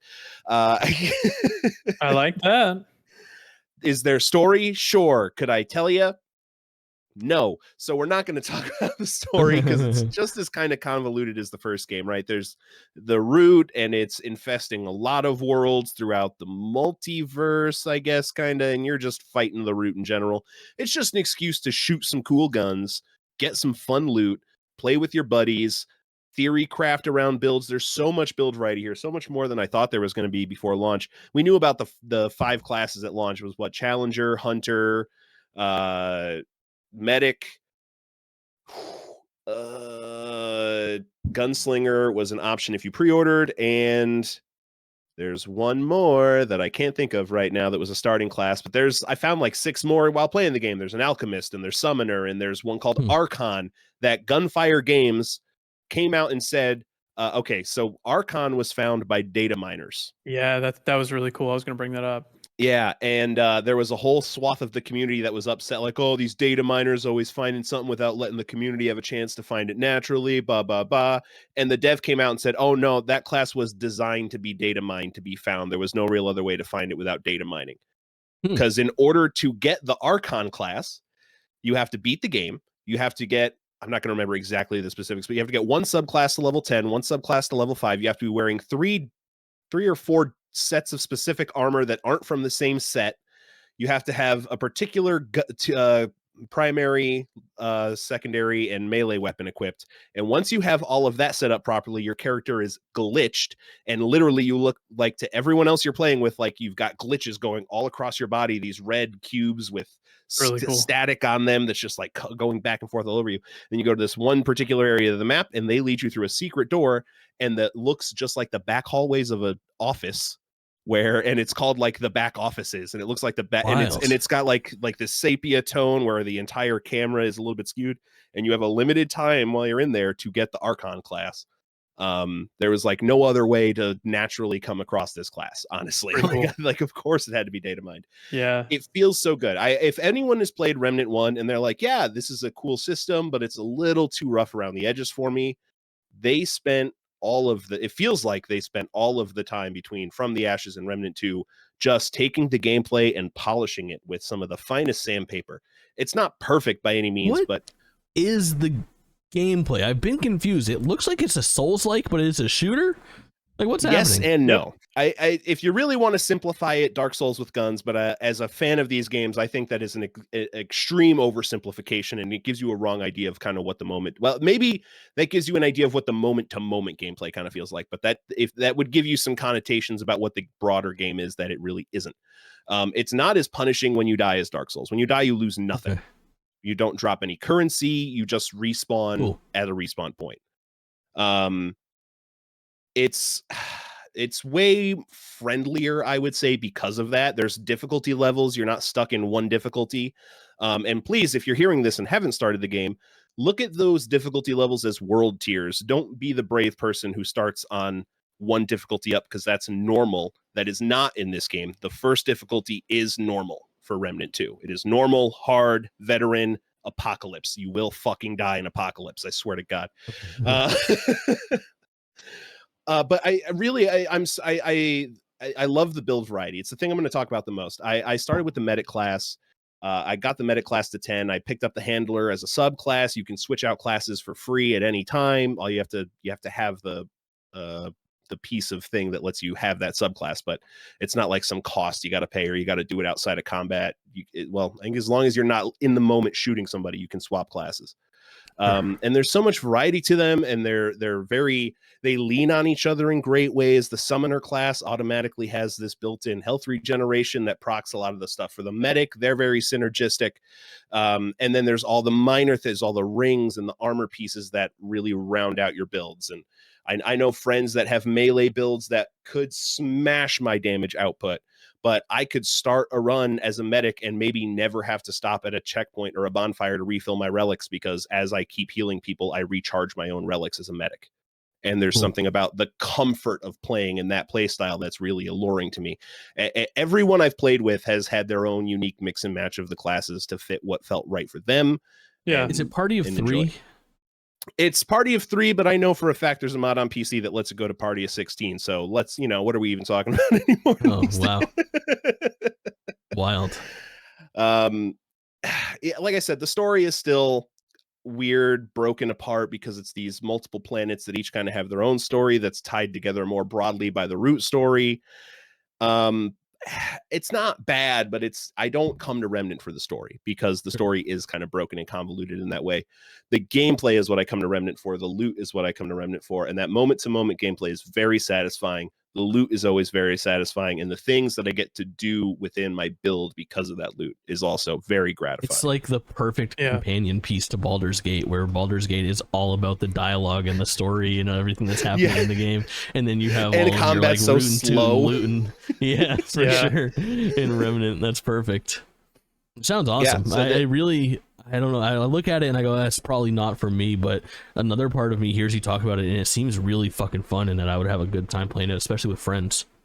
Yeah, if you have the group for it, this is a game where if you're on the fence, the first one came to Game Pass. The second one may not have launched on Game Pass, but if it sounds interested, but you're like, I want the friend group there, wait for that, what I'm sure is inevitable Game Pass drop. Next year, 6 months maybe, they'll drop it on Game Pass. Give it a go then. Because I've had a lot of fun playing some solo, but obviously the best moments of this game are when you're playing with your buddies. Yeah. Nice. Hell yeah. Love it. Remnant 2, and it's going to make your game of the year list, yeah? Oh yeah, this is not going in. It's on the list now, and I really don't see it falling off. Fuck yeah. Something that's going to pop up on mine for sure already is, we got to dig in to Final Fantasy 16. Yep. Weird. I got a lot to talk. I was gonna say, like, okay, we've done all of, like, kind of the current stuff. I took a long time to beat Final Fantasy 16. As did I. And I went from being red hot on this game to being pretty hot on this game, but not as hot as I thought I was going to be. I will say that I was going bonkers for 16 in the first half of it, and I slowed down because the game stopped calling to me a little bit, where I was just like, okay, I kind of get the idea. Like, you end up in this flow of Final Fantasy 16 where it becomes very cookie cutter in the way that you play through it, where you're going to have a bunch of fucking cutscene that's super cool, and then you're gonna get dumped into your little like hub area, and you're gonna have the opportunity to do some side quests if you want to do them, and if you don't, you can continue with the main story quest. But the main story quest is gonna be dry for an hour. You're just kind of doing like some little fetch quest or beating some fucking monster to save this town, and then you're gonna go on a mission that actually feels like a Final Fantasy dungeon that's gonna have some actual story implications. And then once you're done that, you're gonna have cool cutscene, and you're gonna get dumped back into your hub world, and you're gonna start doing this again. And it does that maybe 2 or 3 times too many throughout this game, and I think it suffers because of it. And I am starting with the negatives because I feel like on the last episode when we talked about what we had played so far, we talked about all the positives, and those positives stick. And this game has some of the coolest moments that I've ever experienced in video games. It has high highs and medium lows, but the fact that it has any mediums or lows was surprising to me, and it's only via repetition. I feel like the game is like 6 hours too long and could have been pared down in a couple places. Kaulin, you have completed Final Fantasy as well. We're spoiler free right now. Yeah, totally. I agree. I think it's a game of really high highs, like incredibly high highs. The boss fights in this game are like the best ever, possibly, just in terms of production quality and scale. But then the times between those boss fights, it gets kind of boring. It's got some pretty low lows, in my opinion, and going and getting those high points directly, returning to your base and just doing some boring side quests and some boring main quests for a while is tough. And you play games differently than I do. I go and I do, more often than not, I do all the side quests and all the main quests. So when you were stuck for an hour at a low point, I was stuck for 3 hours at a low point. Because the side quests are just as boring as those low points in the main every quests. side quest in this game up until hour 30 probably.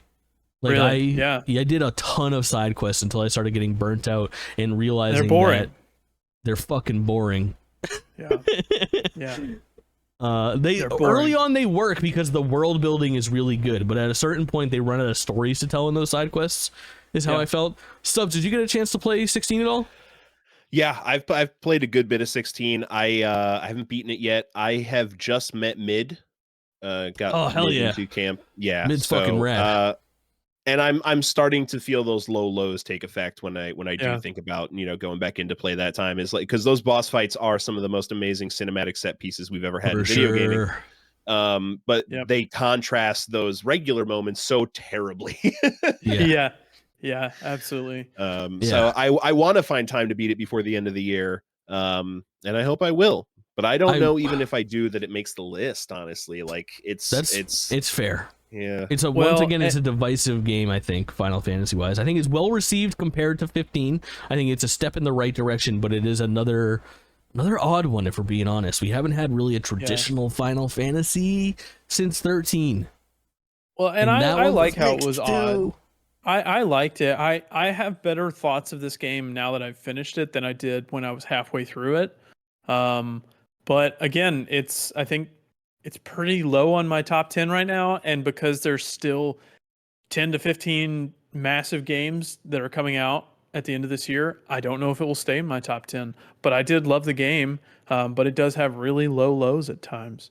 I found myself like, because it took me so long to beat, when I think we last recorded GameList, I was like, this is like my number 2 game of the year if it keeps going the way that it's going, and potentially could hit number 1 if it escalates. And instead, as I played through it, every time I look at my list, as I got closer to the end of the game, it was kind of falling down a spot and then falling down a spot. And then when I beat it, I put it in a place, and I was like, I think I should drop it down another spot. Like, I think I like this game more than that. So we'll see where it's at. And of course, our lists are liquid and we keep you updated on them.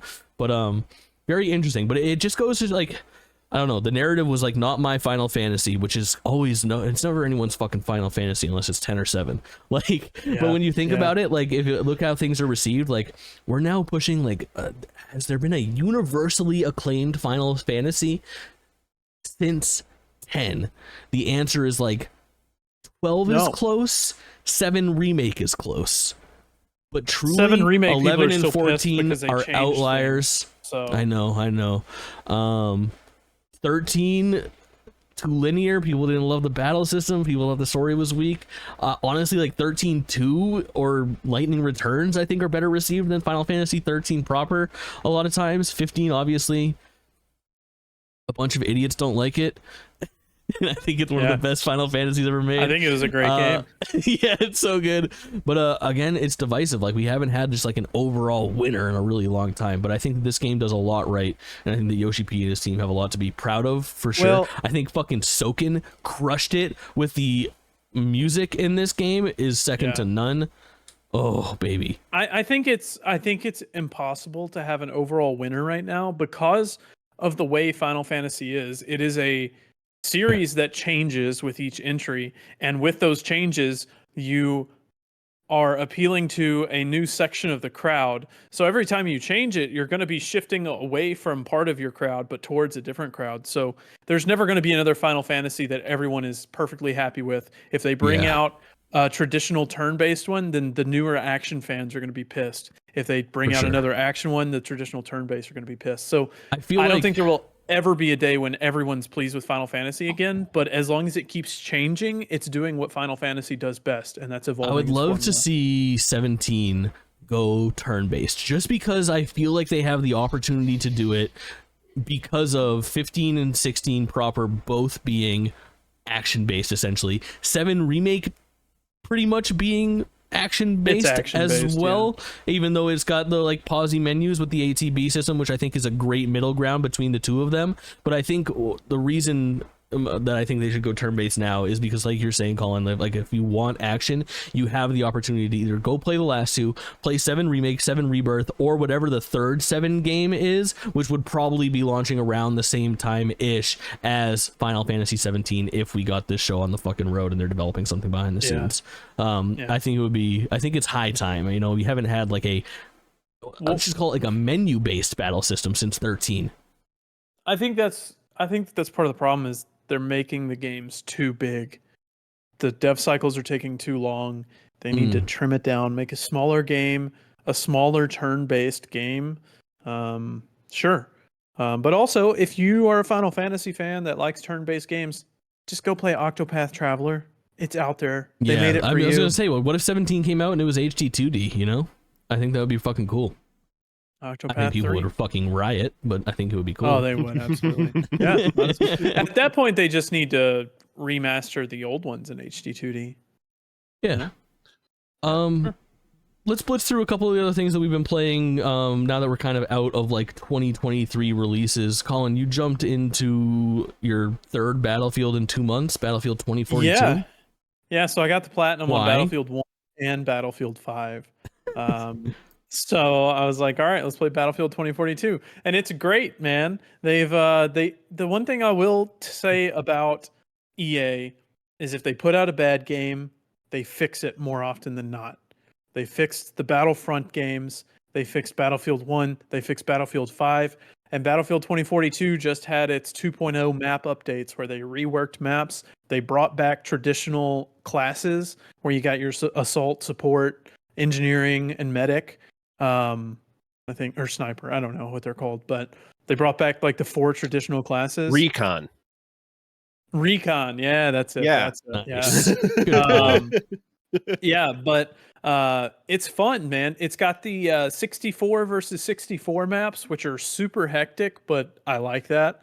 And then you can go back to the 32v32 if you want more traditional speed. It's a good game. They've done a great job of updating it and fixing the issues that people had with it at the start. It's still got its issues, but no game's perfect anymore. And it's fun. I want people to play it with me. I'll take your word for it. It's good. It's a good I don't even think I'm going to find the time to try and re-download it. Battlefield has not passed the vibe check for me since Battlefield 4, and it's sad because I want Battlefield to pass the vibe check. Battlefield 1 might be my favorite Battlefield. How are we revisiting Battlefield 5? It's also really good. And now Battlefield 2042 is good as well. Battlefield 1 is so good. It is my favorite. Battlefield 1 is definitely the blimpiest of them all. It is. That may be my least favorite Battlefield. Oh, dude, you're missing out. Re-download it. I've played a lot of it. It's so good. It's so good. I just remember blimps and horses from those trailers and being like, oh, dude, the blimps are so cool when they come crashing down. It's like you can see it from the entire map. It's really cool. Yeah. Blimps are good at going down, I'll tell you that. They are. Maps are too big for the player count. Anyway. Yeah, I can agree with that. Why are you playing Pokemon Go? Why is this in my stack here? Because I've been so busy recently, I've really struggled to keep up with games on consoles. So I was convinced to re-download Pokemon Go, and I'm having a great time at it. The place where I work, there's like 3 Pokestops right where I'm sitting, so I have like 3 Pokestops in a gym, so I can just sit there and while I'm not doing anything productive, play Pokemon Go. I've been collecting Pokemon and trading them in and evolving them. It's been fun. I'm catching up on some of the newer generations of Pokemon that I'm not familiar with. It's a good game, cool guys. Yeah. So I actually did a 5-star raid today, and I got a. Did you do the Get Mew and Mewtwo event? No, I didn't get. That was too late. I was too late for that. Yeah. I got the let's hold on. I'll show it on the camera. Oh, great. Yeah, the Xerneas. Xerneas, yeah, Pokemon X. Xerneas. Xerneas. That's a box legendary. Yeah. Yeah. So I did a 5-star raid today and captured him. So it's really fun. I've had a good time with it, and it's a good it's almost like a good idle game. I don't have to always be playing it. Whenever I walk around, I get progression for exercising, so that's nice. Are you gonna buy a Pokewalker, whatever the fuck they're called, the Pokemon Go Plus, the little no MacGuffin thing that you put in your pocket? Don't do I that. have probably spent about $10 in this game though, just buying. It's good. Okay, hear me out. stuff. You're walking around, you're doing your job, and then you feel the Pokemon Plus go against your leg, and you go, and then you reach your hand discreetly into your pocket, and you press the button, and it catches whatever just you. And then later on, when you have time, you look at your Pokemon Go app, and you look at all the little notifications, and you got a bunch of extra Pokemon. Wait, what is this thing called again? I believe it's the Pokemon Go Plus. Or there's the Pokemon Go Plus, and then the Pokemon Go Plus just came out. Kids don't remember the Pokewalker though that came with Heart Gold and Soul Silver. I still have mine. It's fucking awesome, and it came in like the fucking fat box too. Yeah, $35 shipped on Amazon, baby. Whoa, we're looking at different ones. The one I'm looking at is $54. The plus is 54. Oh, plus. Okay, I was looking at the original one. 54 it is. It's 54. Wait, so what's the difference? Can you tell me?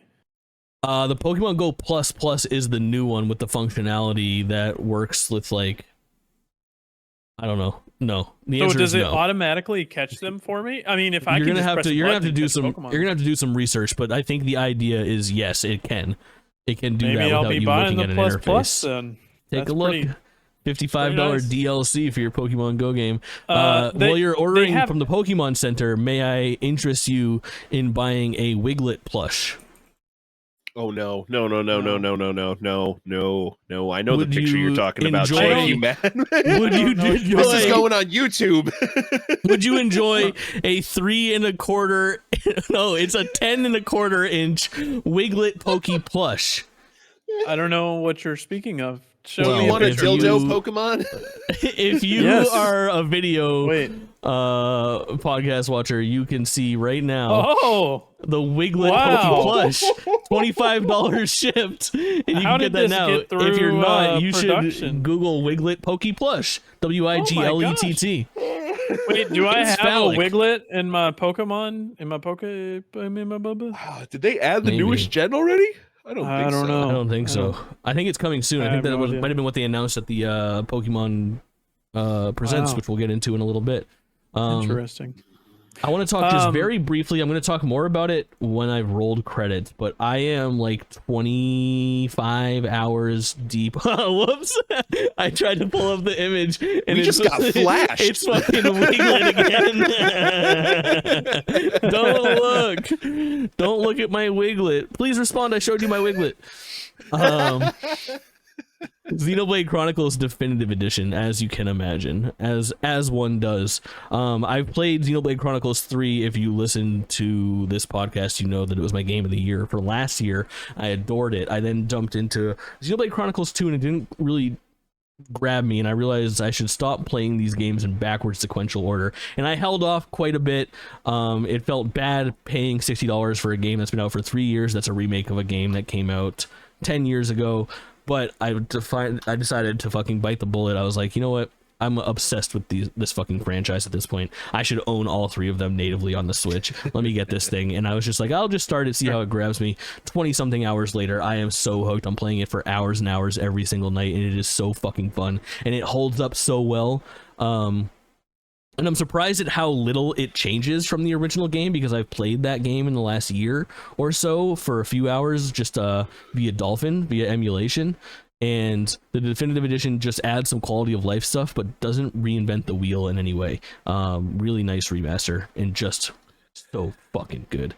I can't. One get question, enough Xenoblade. Jake. Yeah. As someone who bounced pretty hard off of Xenoblade Chronicles 2, Mm-hmm. is it just not for me? It's Or just should not I easy. try Xenoblade Chronicles 2 is the toughest sell. I Toughest bounced fucking off sell. of 2 as well. Yeah, Xenoblade 2 is the toughest sell. It's the hardest one to hop in on. I think 3 is worth your time. It does things that are so fucking cool from a JRPG standpoint. I cannot sing the praises of this game's mechanics enough. I think that, like, it has a gripping opening, like 3 hours. Like, if you commit to this game for 3 hours, you will commit to 40 hours, 50, 60, 70 hours and completing it, because the story is fascinating enough to get you invested in wanting to know what's next with these characters. But then the JRPG systems in that game are second to none. Every character that you start with, of the 6 characters, comes with its own class, and you level that class up to level 5 or 10, and then there's a way to get that level up to upwards of fucking 20 as you play through. But as you go through the story and you meet new characters, and this is Xenoblade Chronicles 3, which I don't have a thumbnail for, I'm talking over the Xenoblade 1 thumbnail. You meet new characters and they become your guest party member. So your party is always... You messed up, dude. We're never gonna get out of this conversation now. Your party is always seven people, and they come with their own class too. And the way that you gain levels and learn new classes for new characters is by fighting alongside characters using that class. So throughout the game, there's like 25 classes, and each one comes attached with a brand new party member. So anytime a fucking character pops up in the story that's cool and has like a big sword, you're like, I'm gonna get that fucking sword and I'm gonna give it to my best girl. And like, now she's wearing the fucking outfit and swinging that sword. It is so good. Xenoblade Chronicles 3 is an all-timer and truly a top 5 video games of all time for me. Like, I adore it. Try it. Give it a go. All right. I Give think it a you go. should only try it when Jake gets back into Destiny. That should be the deal. I'm making you a coupon. Last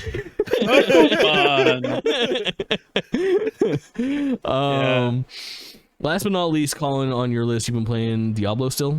You haven't bounced off this thing? I've slowly been working through it. I still haven't finished the campaign yet, or like the Me main either. story. I haven't played it since we last talked about not playing it. It's not hitting how I wanted it to, but a good game, just not hitting for me. I will complain. I bought the version that gave me the first season pass. So I was like, okay, let's hop in. I'll do the season, and then after this season, if it's not for me, it's not for me. I can't make a new character. You have to make a new character for the season. You can't always roll a new progress character. the season. Yeah. My game crashes every time I do create a new character. I press a button to create a new character, crashes and goes to the dashboard of my PlayStation On 5. console? On console, I cannot make a new character. It has happened 20 plus times. Every time I press create a new character, crashes. That's straight wild. to the dashboard. Yep. So I'm taking that as a sign that after I finish the campaign, I probably will retire this game. Microsoft, come get your chick. Yeah. Lilith, of course. Yeah. All right. Let's Diablo 4 out of 10. real quickly run through our game of the year lists because they're updated. So I am now rocking in 10th place. I threw Venba on there. 9th is Star Wars Jedi Survivor. Humanity still at number 8. Theater Rhythm Final Bar Line at number 7. Hogwarts Legacy at number 6. Street Fighter 6 at number 5. Final Fantasy 16 at number 4. I'm gonna drop that below Hogwarts Legacy, I think, in Street Fighter 6. I think I like Street Fighter 6 and Hogwarts Legacy more than Final Fantasy 16. I don't know. We'll get there. 3rd place, Xenoblade Future Redeemed, which is the DLC for 3, which is a standalone game, which is fucking rad. Chia at number 2, and Zelda Tears of the Kingdom at number 1. Kaulin, run down your list for me. Yeah. So number 10 is Final Fantasy 16. Number 9 is Dredge. Number 8 is Destiny 2 Lightfall. Number 7 is Dead Island 2. Number 6 is Dead Space Remake. Number 5 is Resident Evil 4 Remake. Number 4. I'm lost on my numbers. Number 4 is Star Wars Jedi Survivor. Number 3 is Zelda Tears of the Kingdom. Number 2, new entry, Oxenfree 2 Lost Signals. And number 1 is Hogwarts Legacy. Hell yeah. So, do you have your list handy, or do you want me to run through them for you? Oh, I got my list handy. Hell yeah. Number 10, Go right ahead. Destiny 2 Lightfall. Number 9, BattleBit Remastered. What you should be playing if you feel like playing Battlefield. Number 8, true. Boba, which if you haven't heard of, Yeah, made give by us the Daniel quick- Mullins. It was a game made by Daniel Mullins in a 48-hour game jam. It's an idle game. You can beat under an hour for free. It's on itch.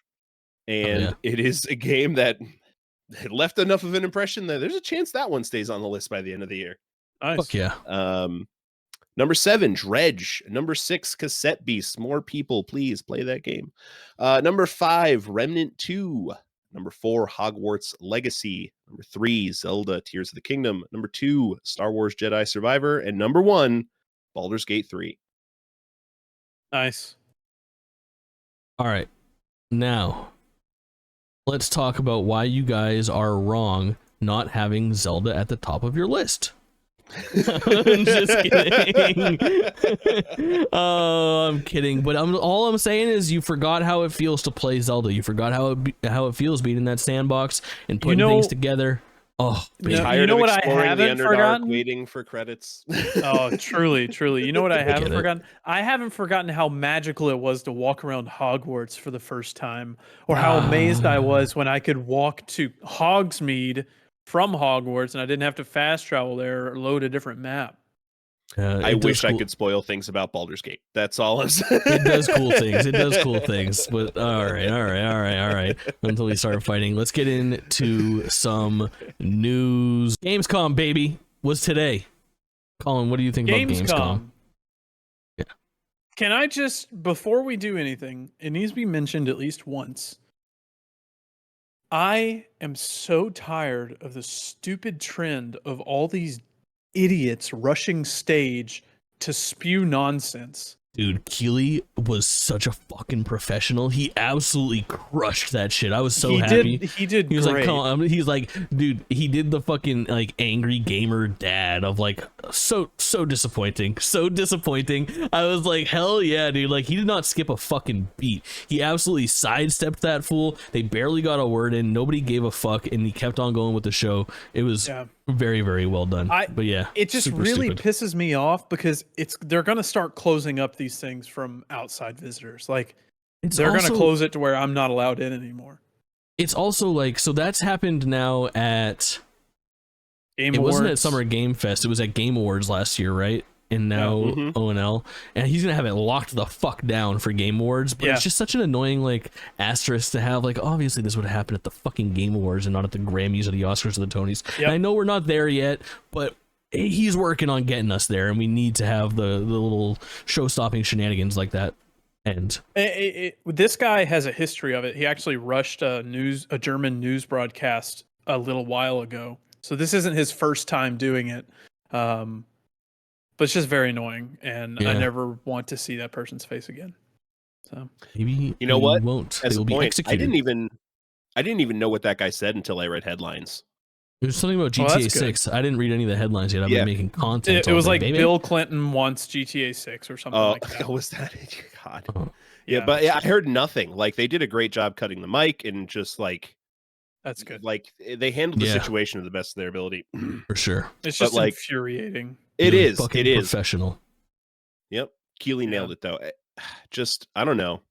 I don't want to say stop reporting on it, but like also the more exposure that person gets, the worse it makes us look. Yeah. Well, not only that, but it also like feeds the person who wants to do it next because they're going to get just as much. We're perpetuating it by talking about it. So let's move on. Yeah. That's the move. Yeah. All right. The big reveal of the night basically was Little Nightmares 3. Yeah. Yeah. I don't know how y'all, CaptainStubs, how do you feel about Little Nightmares? I love Little Nightmares. It's one of those games that looks really good, is not for me, but I'm glad it exists. I know people love it, and I know that it's not a slot filled in by a lot of companies. It's a genre that kind of horror platformer, right? Like it's weird. It's a slot that's niche. So I'm really glad for those people that enjoy those games. This one I'm a little more attracted to, being co-op. Like getting to play with a friend through something like that is much more attractive to me. I'm really actually kind of interested in this one. Yeah, I've done YouTube playthroughs for both of the first games, and I love these games. They're weird, they're freaky, and they're just kind of different, and they're never too long, which is great. So the co-op of this is going to be really exciting. Which I will say, I didn't realize. Did Supermassive make the first two? I guess I would be the one to be able to answer that question, but I know I don't think so. that. I don't think they did, but I know it was always a Bandai Namco game. So it looks like Little Nightmares, it has the developers listed as Supermassive, Tarsier Studios, and Alike Studios. None of those I've ever heard of except for Supermassive. But this one was billed as just Supermassive, so I'm curious what's going on there. Maybe I'm just uninformed, but I'm very excited for this. I love these games that are weird and a little freaky, so... it looks good. Cool little announcement and a perfect like out of left field thing for them to have. At something like Gamescom. So happy to see it.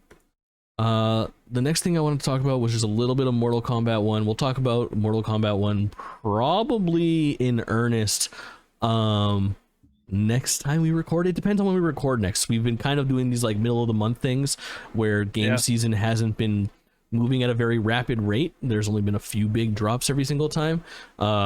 That's all going to change basically starting this week. At the end of this week, we get Armored Core, and it's like Sea of Stars, and then it's Baldur's Gate Goes Wide and Starfield, and we'll get into what's coming up in the next month soon. What we're going to do today as well at the end of the episode is, instead of just doing the remainder of August, we're going to do August and all of September. That way we've kind of done a little preview and at least given you a release date for everything that's coming out in between now up through the next time that we may record, so that we won't miss any beats there. So we'll dig into some of those big release dates, but Mortal Kombat 1 does come out September 19th, and even earlier if you pre-order the fucking $110 version of the game, which is such bullshit. But nonetheless, they showed off their last big reveals. I feel like this is the last time on a main stage for Mortal Kombat 1 until they do like a big DLC reveal at the Game Awards or some shit like that. But for the base game, we saw Shao Kahn, General Shao, who has a drastic redesign. He's got big fucking horns now and shit. His mask is almost like not part of him, but like the shape of his mask is very much the shape of his face now. And Sindel, the motherfucking queen. Really good look at Mortal Kombat 1. Always fun to check out updates on that. Also Motaro, if you know who that is, a fucking cameo character, as is Shujinko. And Shujinko is a really fucking cool character that hasn't been touched since Mortal Kombat Deception. Well, Armageddon because it had everybody, but Shujinko was like the player character. He was invented for Mortal Kombat Deception on like the GameCube, Xbox, and PS2. And he's a character that you played the single player game with, which was like this weird action RPG kind of set in an open world in Mortal Kombat, and you ran around as this dude as like a kid, and then as a teenager, then as an adult, all the way up to being like a fucking old ass man. And the old man version of Shujinko is now a cameo fighter in the game, which I think is really cool too. Some cool ties there to the 3D era of Mortal Kombat in Mortal Kombat 1, which is awesome because that's my I played the original Mortal Kombat stuff all the way up through Trilogy, no doubt, but I have a real soft spot for like Deception, Deadly Alliance, and Armageddon, that little trilogy that they had right there in the center on that PS2 era. So nice to see that stuff getting some love. We got another trailer for Lords of the Fallen. You guys both in on that? Yep. Maybe. It depends on how hot my friends are on it. I know a couple people that are planning on picking it up, and if they're really hot on it, I probably will to join them. But if they're mediocre, not feeling like they're going to stick with it, I don't know that I'll pick it up. If this thing comes out in reviews at like 9s, then maybe I start to look at it a little more seriously. But for right now, I'm just kind of holding my breath. I'm not positive. On your end, I'm excited for it. Yeah, I plan on playing it. It's more horror-esque Dark Souls. I didn't play the first one. Did you see any of the hands-on stuff from the last week? No, I have not. Like 6 days ago, there was a preview embargo lifted. People got hands-on it, and there's some interesting stuff going on with like the mechanics in the game and like transporting between realms or worlds within the thing. That seems like a really interesting mechanic that people were like red hot on. So yeah, it's got the different worlds, which is very interesting to me. Which it almost has like a not necessarily Sekiro, how the deaths work in Sekiro, how you can die twice in Sekiro, but this, instead of dying, you just go to a different world, which is very cool. That I intend on trying out. Yeah. Oh yeah. Really cool shit. I was really into the trailer that they showed for, I feel like we got the best trailer that we've seen so far for Tekken 8, which is super fucking exciting. Tekken 8 obviously has been shown off a million times at this point, but Harada came out and I think most importantly gave us the release date. And I think in a very wise move in a year where we have Street Fighter 6 that is like the reigning champion of fucking fighting games for the first time in a long time, and then Mortal Kombat 1 on the horizon. This game isn't launching until January. It's January 26th for Tekken 8. They also showed off like something very similar to the Battle Hub, but you're gonna make kind of like a cute little I don't know, chibi looking avatar, which is pretty rad. Pretty cool stuff. So a lot to look forward to for Tekken 8, and another really good showing, like a story mode trailer that showed off like each and every one of the 32 fucking announced characters for this roster, which is truly nuts. So a little bit more time to go, so we probably won't hear from Tekken 8. They'll probably go into like a little bit of a cooldown mode over these next 2 months, and then come late December, early January, it'll kick into hyperdrive for press on this stuff for sure. Kaulin. Yeah. Or Solace. Solace? Fort Solace. Actually, I have some notes about this real quick.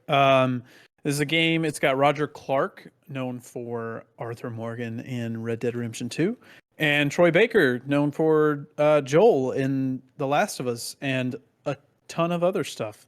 And wearing bad hats and being weird and not wearing socks with shoes. Well, actually, hold on. Hold your horses. Troy Baker was not wearing a hat. Roger Clark was wearing a hat. I think Roger Clark took that hat off of Troy Baker's head. The hat rolls were reversed. No, Troy's hair was too good to be wearing a hat previously.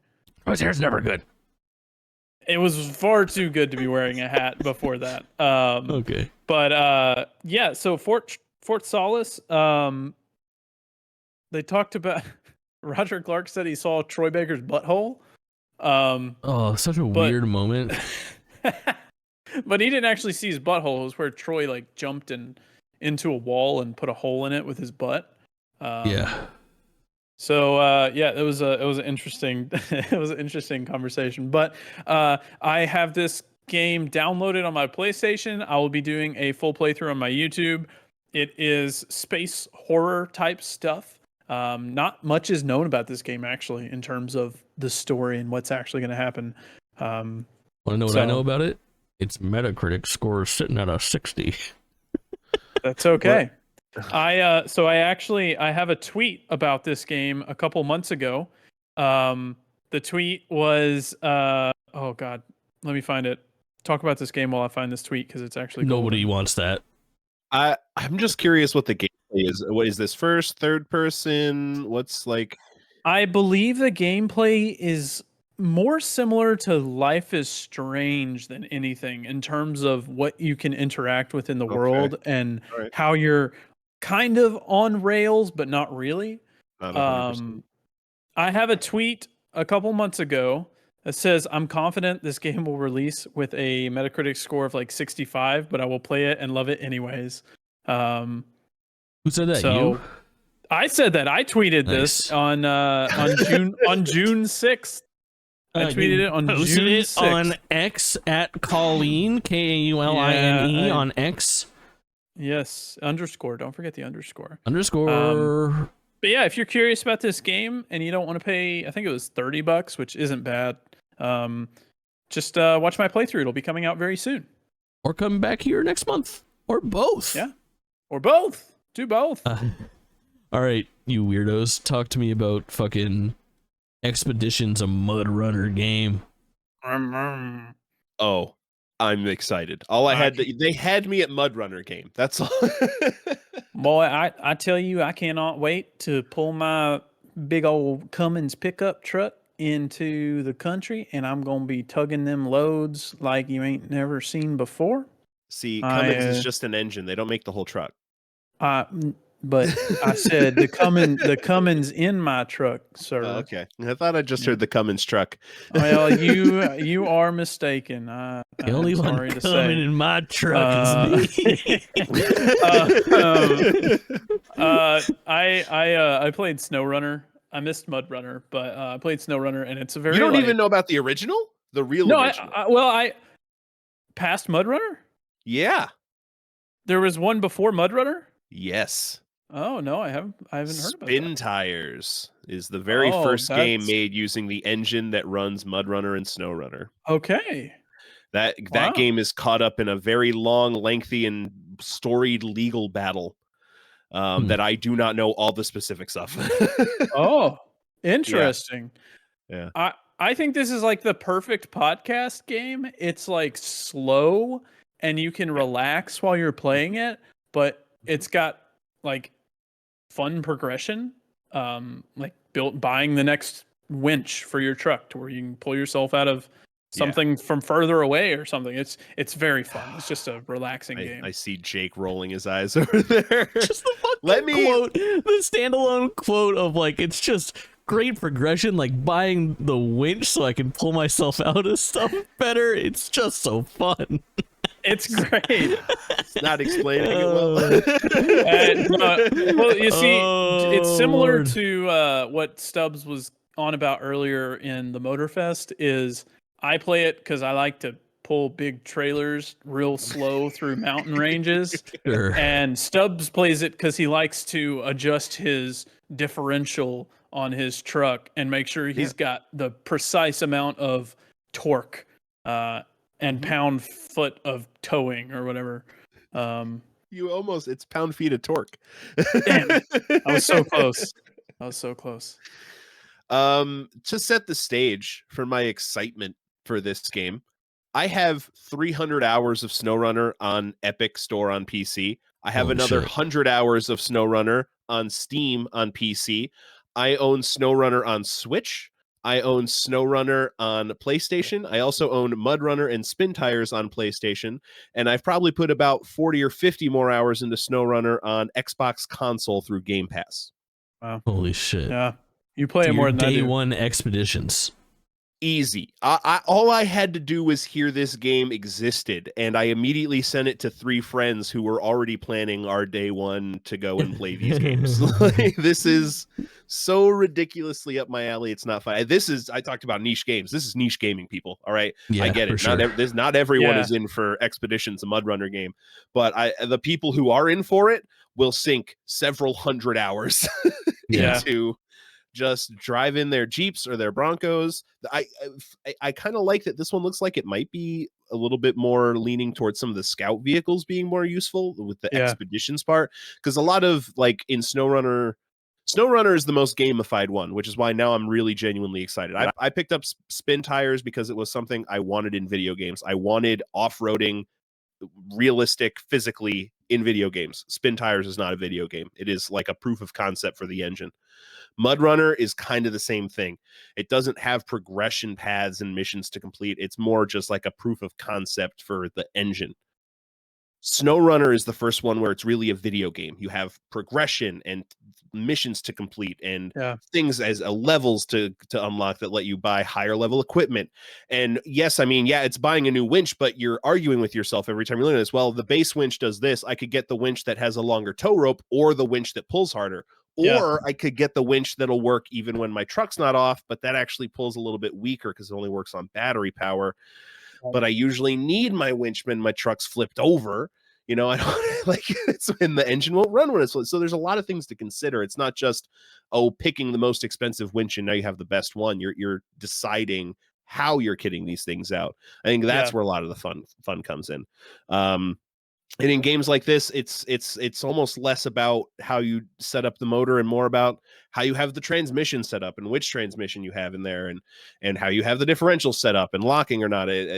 This stuff here, the metal detecting, I like the echo sounder that we're seeing in the video here right now. Like it looks like they're adding even more objectives to complete that aren't just bring thing from point A to point B through terrain. It looks like they're trying to have more variety to not necessarily the gameplay. The gameplay is that, but more variety to the objectives within that gameplay that I'm very excited about. Yeah. And I learned more about how trucks work through SnowRunner than I have through real life. And like what's important in towing like a lot of weight over X incline with this much mud or resistance or stuff like that. So it's pretty cool. Yeah, it's very cool. When are we doing the Ryan Teaches Automotive podcast? Because we can start anytime. That should be, you two should get together when Expeditions comes out and go fucking like so in depth. I wonder what the fucking crossover actually, is. People deep diving YouTube series, you and me on some Expeditions. That would actually be great. I think that would be really funny. That would be fun. Yeah. Except I think you'd get really pissed at me because I'd be like, and then you'd be like, no. I feel like if they're even if you just moments. made it like a stream where like if Kaulin was like on the sticks and Stubbs was just running through and trying to like explain how this shit works or what you should do here or something like that, could be some really interesting shit. We're gonna play co-op, and half the series is gonna be you pulling me out of the mud or out of a crevice that I've fallen into. The series just becomes me following you to deliveries. Yeah, I think that'd be really fun. Actually, that's a good. We'll put that on our list. Yeah, heard it here first. My turn. Sonic Superstars, baby! I am so fucking hyped off Sonic Superstars. I feel like I can't bring it up without being a little bit disappointed that Sonic Superstars does not have online multiplayer. I just don't know any actual Sonic fans who have 3 friends who also like Sonic in real life. I just don't think that they fucking exist. I don't know any Sonic fans that have 3 friends. That's tough, Jake. I know 2 Sonic fans in my friend groups. I get it. Like 2 is good. I've got 0. But online I could put together a fucking 4 stack, no problem. I got digital friends that would come through for me, no doubt. But they showed off some really cool stuff in multiplayer, some creative character stuff, and then most importantly they announced the release date, which is super exciting. So October 17th, it's coming out at a really good time, 3 days before Mario. That's sarcasm, baby. Fucking terrible timing. Well, what was it last year? Sonic Frontiers came out the same day or the day before God of War Ragnarok. God of War, yeah, for sure. Yeah, and I played Sonic over God of War. What a madman! I did a full playthrough of Sonic on stream. It was sick as fuck. And speaking of Sonic Frontiers, they announced Sonic Frontiers DLC, so that's coming out September 28th. which is really fucking exciting. It's a month from now. It's free DLC, but it's story-based DLC, and it has 3 additional playable characters. You can play as the characters from Sonic Superstars, basically Knuckles, Amy, and Tails, which is, I think, really cool. But it's full-on story DLC expansion pack. It's a reason to re-download that game and to play it again, which I am looking for an excuse to do, because Sonic Frontiers is the best 3D Sonic game since Sonic Adventure 2. Yeah. On it. Really good shit. So exciting time to be a Sonic fan, but that's always. We just need more. Just need more of you. Modern Warfare 3 is an interesting video game that I'm terrified of. You guys tell me what you thought. I think it looks cheap. I don't know if that's the right word, but it is cheap. In what we've seen, they the mission that they showed us was the Gulag, which it looks ripped directly out of Verdansk, the old Warzone map. Yeah, it looks like they just pulled it directly out of there, up-resed it maybe a little bit, and then added rain effects. Looks like the exact same layout. And then when they talk about like open world missions, I'm sure it's just going to be chunks of the new Warzone map that they stick into the campaign.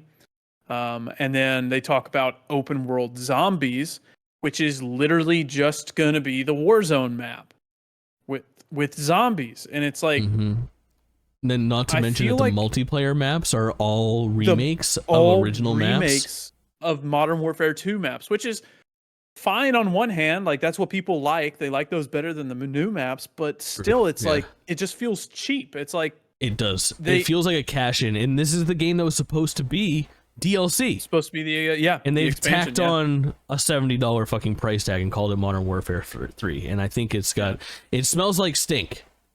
Yeah. And I hope that people are disappointed in it if it comes out and it is subpar.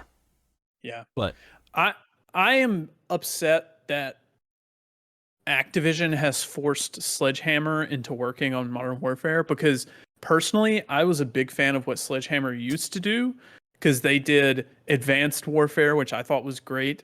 They did World War II, which I also thought was great. They try new things in terms of gameplay in the campaign and in terms of game modes on multiplayer. They had like I don't remember what it was called, but they had a game mode where you would like I think it's just called like War or something, and you were progressing through a long map and kind of capturing objectives and moving down the map, and then another team was trying to prevent it.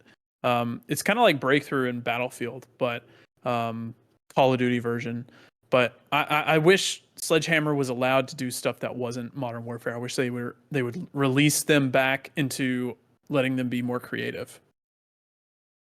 I'm really interested in what becomes of Activision Blizzard properties under the watchful eye of Phil Spencer. I wonder how separate it will be and how much will change, but I hope it's something, because there's just weird shit going on behind the scenes there all the time with like the way that they handle their development companies, where just the all hands on deck with Call of Duty isn't working right. There's always people complaining about it, and I wonder what the correct solution is, and I think that the answer is likely lengthier development times. I think that Call of Duty needs to do what Assassin's Creed just went and did, where they were like, you know what, no more yearly. Like, we need a fucking year off. And they tried. They were so close to making it happen this time around. But there's been that weird stuff going on behind the scenes. I mean, it was like, what was it? Imran Khan was talking about it, or was it? No, it was fucking Schreier. It was Jason Schreier talking about the internal plans of like the next 3 or 4 years of Call of Duty and exclusivity and all that. And this was supposed to be the year off, and it's obviously not panning out that way. It's just, I don't know. Something's got to give. I would like Call of Duty to come out and have a game that reviews and says like, this game is like a 10. Like Modern Warfare. Yeah. Call of Duty 4 Modern Warfare is a 10. That's a 10. Yeah. Yeah. It's a fucking awesome video game. I would even argue that World at War is like a 9.5. Like, there are good Call of Duty games from back in the day. Black Ops 2.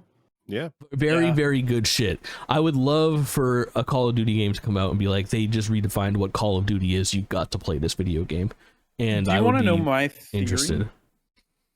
I think there was reports that it was going to be the year off, and it was just going to be a big expansion for Modern Warfare 2. And all well and good, but we're getting near the end of the Microsoft acquisition. We're getting near the end of the PlayStation marketing deal. I wonder if there's something on the back end where PlayStation was encouraging a whole new title versus an in-game expansion. So then that kind of led them to push towards the full game. And then they said, well, crap, we don't have enough to put a full game together. We've got to reuse all these things in the past, such as the old maps that they've got to remaster, which still isn't fast, but it's faster than making new maps and testing them. And then, like, if you watch the trailer, the gulag that they are infiltrating in this trailer that's playing, it looks exactly like it did in Warzone. I spent so much time landing there. I landed there so often and died. But I wonder if there's something where PlayStation was encouraging a full new title before the acquisition or something weird like that. And then there's also new messaging from Activision where they're like, yeah, actually, we never planned to take a year off, but we know they did. Like, there's been validated Publicly reports they didn't, about that. Yeah, absolutely. Absolutely. So, Something stinks. Interested to see it. I would love for this game to come out and get like a fucking 50 on Metacritic. Like that would be the sweetest thing. Like, I want to see one of these. As much as I want another 10, I want a 5. I want a 5 bad. Show me a really bad Call of Duty. That'd be funny to me. Moving from one event to an equally important event that wraps it on Gamescom. Let's talk about the Final Fantasy 14 Fan Festival. Let's make some noise. Who's excited? Stubs, Kaulin. Okay. I'm obviously over the moon. These only happen once every 2 years, but they happen on the years sequentially. So they're actually like really cool the way that they do this, where they come through and at the Fan Fest, it starts off in North America, then it goes to Europe, then it goes to Japan. I think it's in that order. It might go North America, then Japan, then Europe. But either way, there's 3 fan fests and they're in like kind of rapid succession. Like, there's another one in a couple of months where they'll have another update on the game. And the fan fest is very much their Final Fantasy 14 convention. It's, you know, people gather, there's cosplay, there's concerts, there's panels, the whole 9 yards. This is where the people for this MMO go. It's the BlizzCon for Final Fantasy 14 in particular, not all of Final Fantasy. But Fan Fest happened. It was the first in-person fan fest since 2019. I don't know. It's been a long time. There was obviously a digital one during the COVID times, but for a while it's been off the table. And they announced Final Fantasy 14 Dawn Trail, which is super fucking exciting. I won't go too far into like existing Final Fantasy 14 lore, but what it sounds like is, to put it in Destiny terms, it sounds like we just got Final Fantasy 14 Endwalker, which was the 4th expansion, which is the final shape of, yes, Final Fantasy 14, where it kind of put an end cap on a story that had been building since A Realm Reborn, Final Fantasy 14 2.0. Like, basically from launch till now, that story has kind of come to a close, and we've been very much just like treading water and patch content since.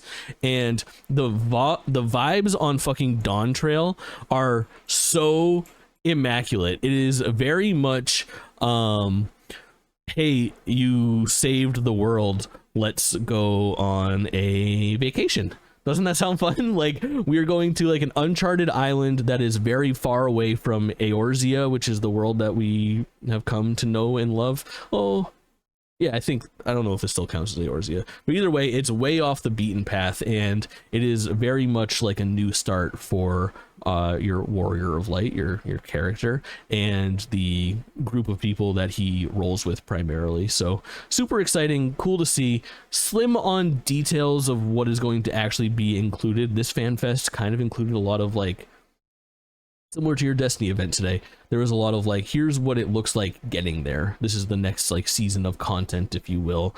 This is all the patch stuff that you can look forward to. They're doing a big graphical overhaul where they're pulling support for like some versions of the game on earlier consoles, and some lower end PCs won't be able to run it. So every character model in the game is going to look a lot better.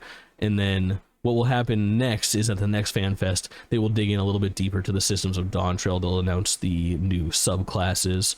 People are guessing that it's kind of got like a pirate theme, so they think maybe Corsair would make sense as a class, which could be pretty cool, like a kind of a little sword wielding maniac. Could be really fun, but really exciting shit. And obviously just a jolly fucking trailer. Nobody does trailers like Final Fantasy 14. It'll be so fucking cool.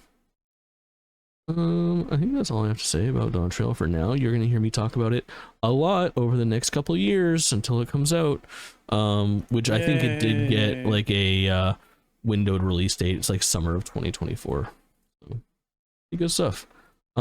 Speaking of events, there was a Pokemon Presents that was honestly pretty underwhelming, but they did deep dive into the Scarlet and Violet DLC 2-pack. Either of you guys play Scarlet and Violet? Yeah, of course, Nope. Stubbs. Did I play Scarlet? I had Scarlet. Gotta rank them all, which actually just a couple weeks ago had its season 1 finale. We ranked all current Pokemon. Yeah. But guess what?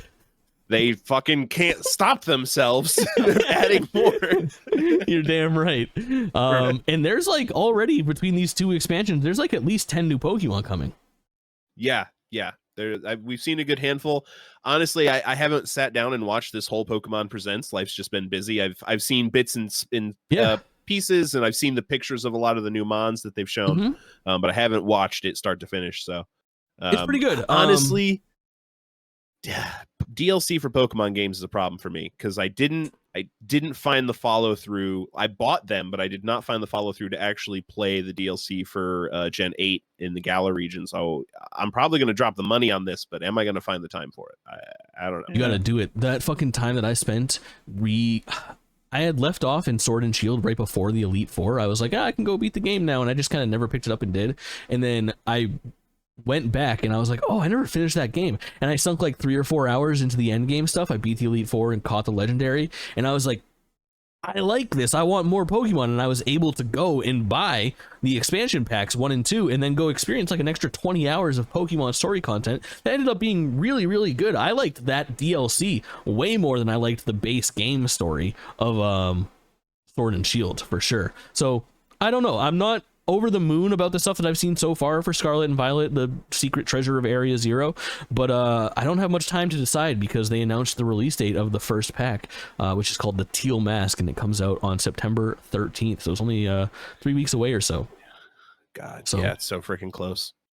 There were a couple other announcements too. They showed off some stuff for Pokemon Sleep and Pokemon Go and all that stuff, but I think most predominantly the other thing to talk about from this event was the shadow drop, if you will, of Pokemon trading card game for the Game Boy Color and Pokemon Stadium 2 for the Nintendo 64 for Switch Online subscribers.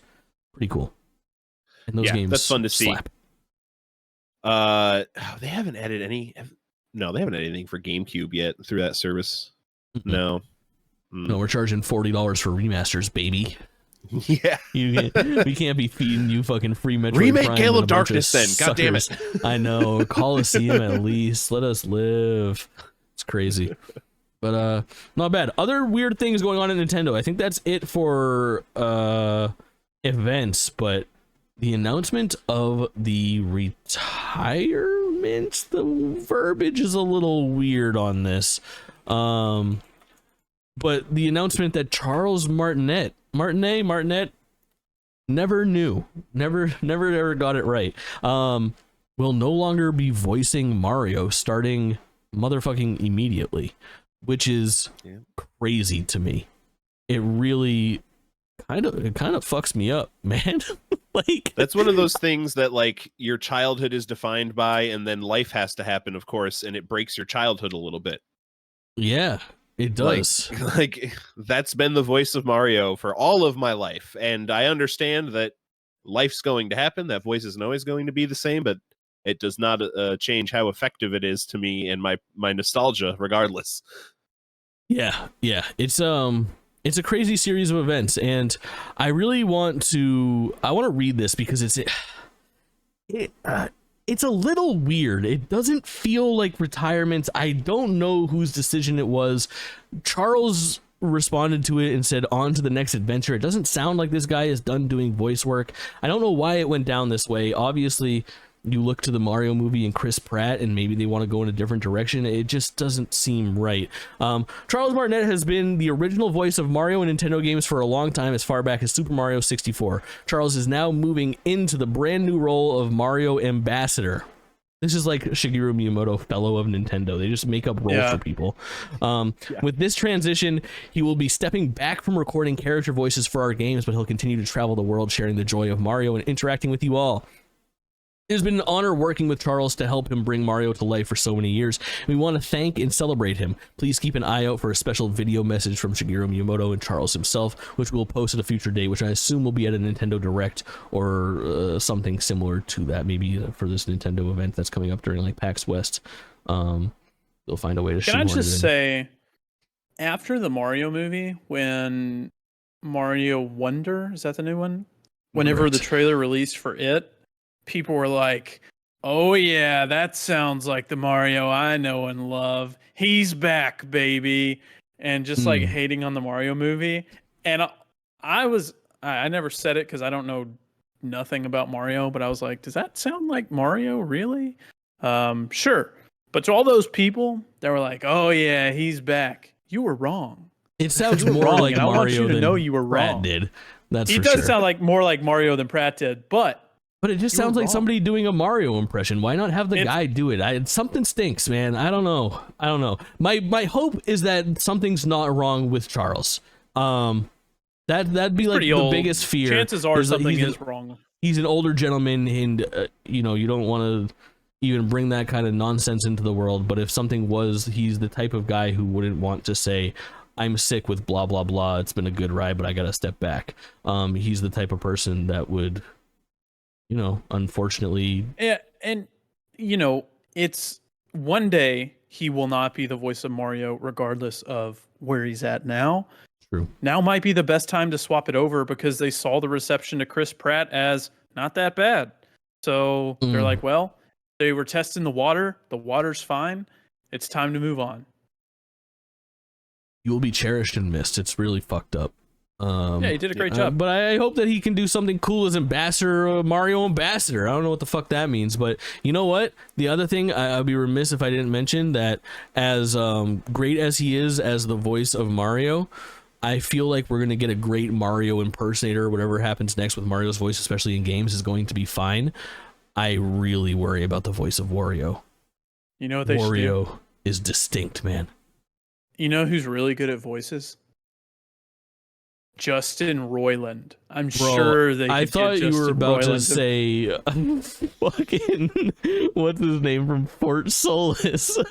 I was gonna lose my mind, bro. Troy Baker? Troy Baker is Mario. Yeah. And fucking Yahoo! the cowpoke guy is fucking Wario. I would die. I wouldn't be a fucking Nintendo fan anymore. That would be So great. I would fucking love to cursed. see that. So cursed. Let's talk about some weird ass Xbox news. Let's not spend all day talking about this because I'm already so sick of it. But there's some weird stuff going on.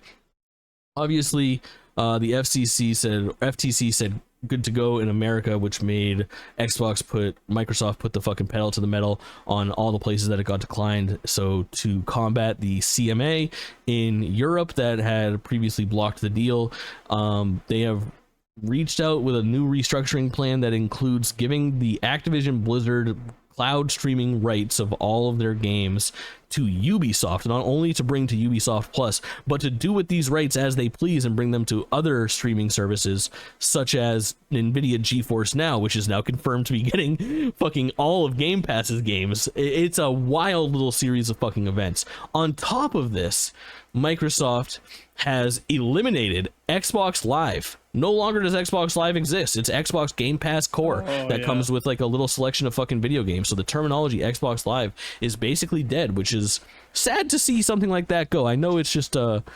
functionality is still there, but that title, Xbox Live, got me into online gaming in earnest. I got that original starter pack and had just the best time with it on my original Xbox, hopping online for a console for a first time.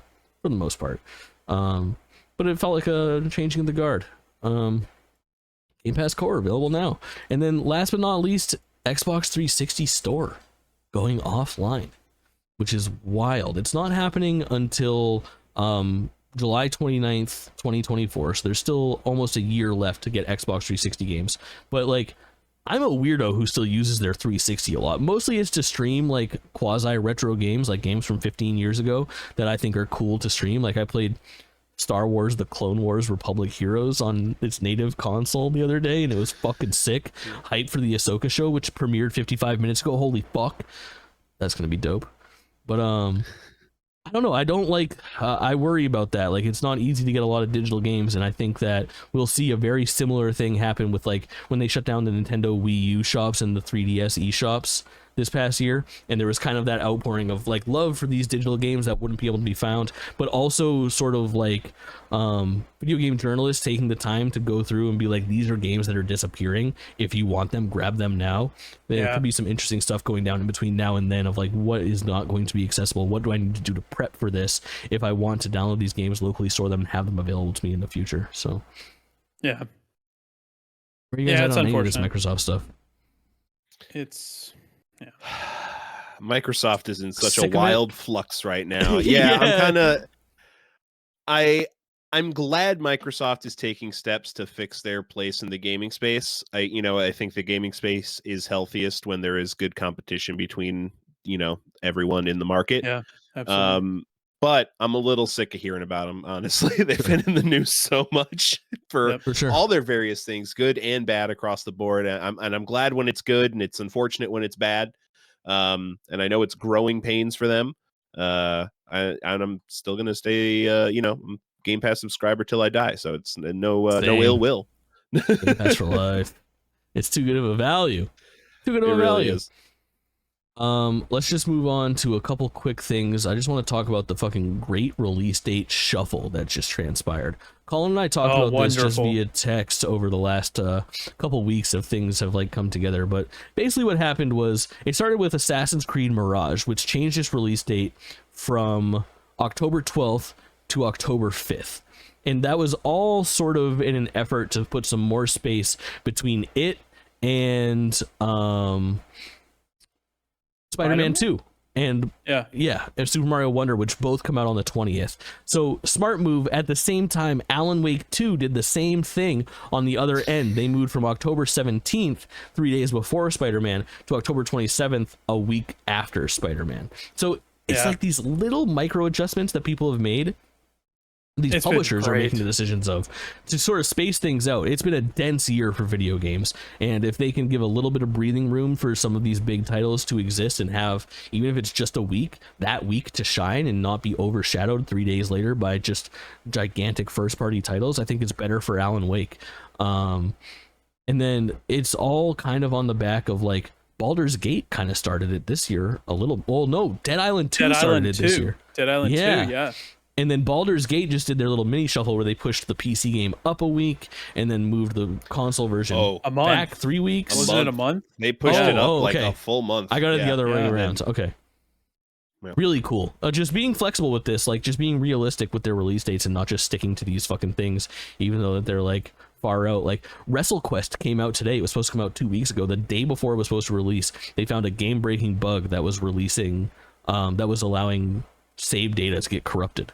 And they made what must have been an extremely difficult decision for their digital only game to say, it's not coming out tomorrow. Sorry, it's coming out in fucking 15 days, which is wild and a little bit unprecedented. And it probably speaks to the quality of the game a little bit, that this game breaking bug was still there the day before launch day, but the right decision to delay it. I mean, absolutely. The user experience of being like, I gotta wait a little longer versus holy fuck, I just lost my 20-hour save in this RPG are much different feelings to have.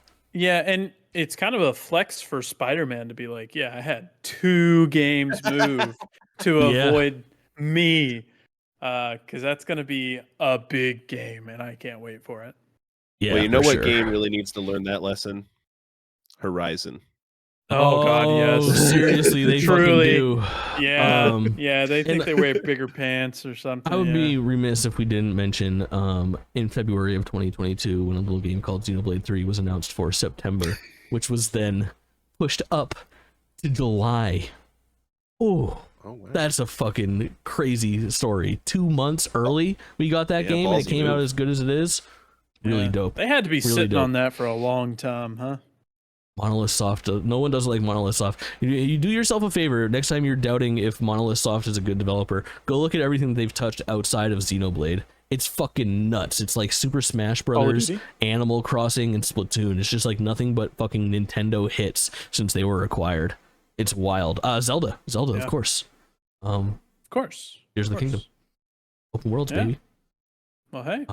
Let's get into actual release dates. So we're gonna hit everything for the remainder of August, and then we're gonna hit everything for September. And these are quick. We're just gonna run through them.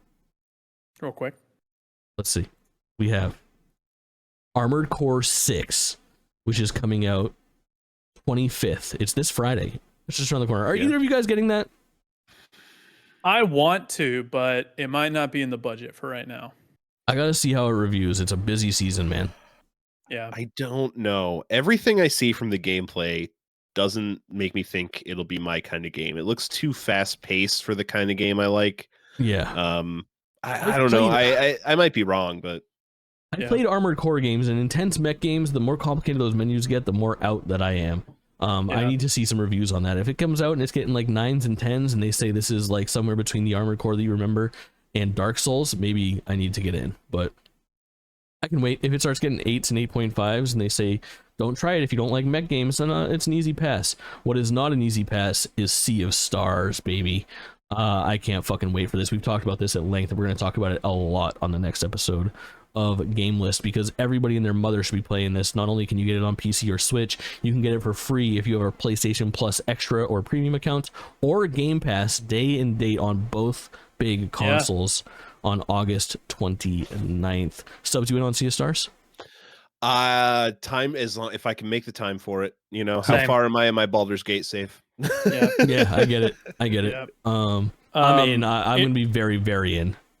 It should be noted as well. Moving Out 2 came out day and date on PlayStation Plus. Yeah, it did. It was like on the 15th or something like that. Yeah. Pretty cool. Goodbye Volcano High. You get into this, Stubbs? I, at the very least, am very excited for the soundtrack to drop. Like this game, this game is about the anthropomorphic humans in a band going through high school, growing up, moving on, changing them. Story. It's it's going to be a touching story game, I'm sure. But rhythm elements and the music, give me a game with good music. I'm in. Cassette Beasts. Give me a game with good music, and I'm in a lot of the time. So, if for nothing else, I know the soundtrack in this game is going to slap. Hell yeah. That's the same day as Sea of Stars. That's August 29th. On August 31st, we have the Dimension Shellshock expansion for Shredder's Revenge, a game that I technically don't own. I got it on Game Pass, and it's still now available. It's on PlayStation Plus, but the DLC is $8, and I had such a good time with it that I feel like I'm going to just buy the DLC to play with my free copy of the game. Together, didn't we? Yeah, we beat that game on stream with 6 fucking people. It was sick as hell. That was crazy. I dressed up as April. I had did. a red wig. You did. What a champion. That's on youtube.com/@JakeTwitchin. Go to amazingstreamer.com and you too can watch Kaulin in a wig and me in a Survivor buff being Leonardo. It was fucking sick. Then next up is Starfield and Baldur's Gate, both coming out on the 6th of September. Crazy fucking day. Crazy. If I had to play Baldur's Gate on console, I would probably die because I'm so excited for Starfield. Well, that's exactly where I'm at. And I think I'm just gonna have to turn off that part of my brain. I want to play Starfield so bad because Skyrim has been one of the most influential games of my life. Yeah. And I can't. Just can't. Get it. Not yet. But we'll see. Starfield will have impressions on next time we are live. The day after, on 7th, is Final Fantasy VII Ever Crisis, which is the mobile gacha game, but based on the story of the original Final Fantasy VII Remake, Advent Children, Before Crisis, Ever Crisis, fucking So Crisis confusing. Core. It's gonna be bonkers. It's going to bankrupt me. I will play a very lot of it. I will tell you guys all about it. It's gonna be a weird one to talk about, but I'm really excited to dive in, like ridiculously excited. Oh, real quick, do you remember when this game and the First Soldier, the Battle Royale game, were announced at the same event? And Yeah. then First Soldier came out and Mhm. died before this Mhm. game ever even came out? Yeah, I That's remember. pretty cool. Yeah. I spent like $50 on First Soldier, and now it just doesn't exist. Just doesn't exist. Yeah, I did have a sweet polygonal cloud skin. that's what matters. That game was fucking As long as sweet. you had fun. Can't take away those memories or those hours. We talked about this They a can't little take bit your on money. the yeah, they can. On the 13th, Pokemon Scarlet and Violet DLC 1, the Teal Mask comes out. Bat and Kaitos 1 and 2 remastered. Monolith Soft, old Monolith Soft before they were first party Nintendo, putting out Nintendo games. Yeah. Bat and Kaitos 1 and Origins, both coming out HD remasters for the Switch exclusively on the 14th, the same day the Crew Motor Fest comes out with its free to play trial. So many I hope to see all of games. you there. Yeah, it's wild. We're just getting started because on the 19th, Mortal Kombat 1 comes out. We've talked about that at length. But on the same day as Mortal Kombat 1 is Lies of P, which is potentially the best Souls-like that's ever existed. That's not a Souls game. I liked the demo from what I played of it. I might check out the full version. It's the right price. I was certainly unimpressed by the demo, and you're talking to a Oh, guy who no has shit. a Bloodborne tattoo, so I'm the target audience Interesting. for this game. I think it's going to be interesting to see how this game does and how it reviews. But it's on Game Pass, and that's a huge point in its right direction. 2 days later, Yeah. also on Game Pass, Payday 3, which is fucking insane. Can I just on the say, Hmm? this game looks bad. Oh, it's gonna be bad. Payday 2 and I'm was gonna play the good. fuck out of it. Oh, I The didn't know. trailer from Game Awards, it looked bad. Gamescom, yeah, Or not the it Game didn't Awards, look good. from Opening Night Live. Ice-T introed it though, and he knows something about stealing, according to him. So Oh. pretty cool. Well, hey. Cyberpunk Stubbs, do you have DLC. anything to say about Payday 3? It looked like you were on the edge of do insulting tell. it as well, possibly. Definitely would go on the insult side. I don't know. Payday 2 never looked interesting. I heard bad things about support on PC for Payday 2, and Yeah, Mm, not. But Game Pass, I know people want to play on Game Pass, so I'll probably throw at least a couple hours at it. see, that's the the thing. problem. Is that I was just I gonna just- say it's such an easy fucking 4-player pickup for me on Game Pass with my group of homies that are all Game Pass gamers. Like, it's the new Yeah. game that came out that weekend. It's 4-player multiplayer shooting game. Like, we're gonna fucking play it together and see what's going on. I guess my big problem with this game is it's another persistent online game only. You should be able to play this game alone, offline, like you could Payday 2. Does it seem like? Oh, I don't even know enough about what Payday is to understand that, because I would have been like, why would I want to play this game offline? Cyberpunk DLC, Phantom Liberty, Exciting, very exciting. Oh yeah, 26. like Are you complete guys overhaul. Complete guys are overhaul. in on this? 2.0. Wait.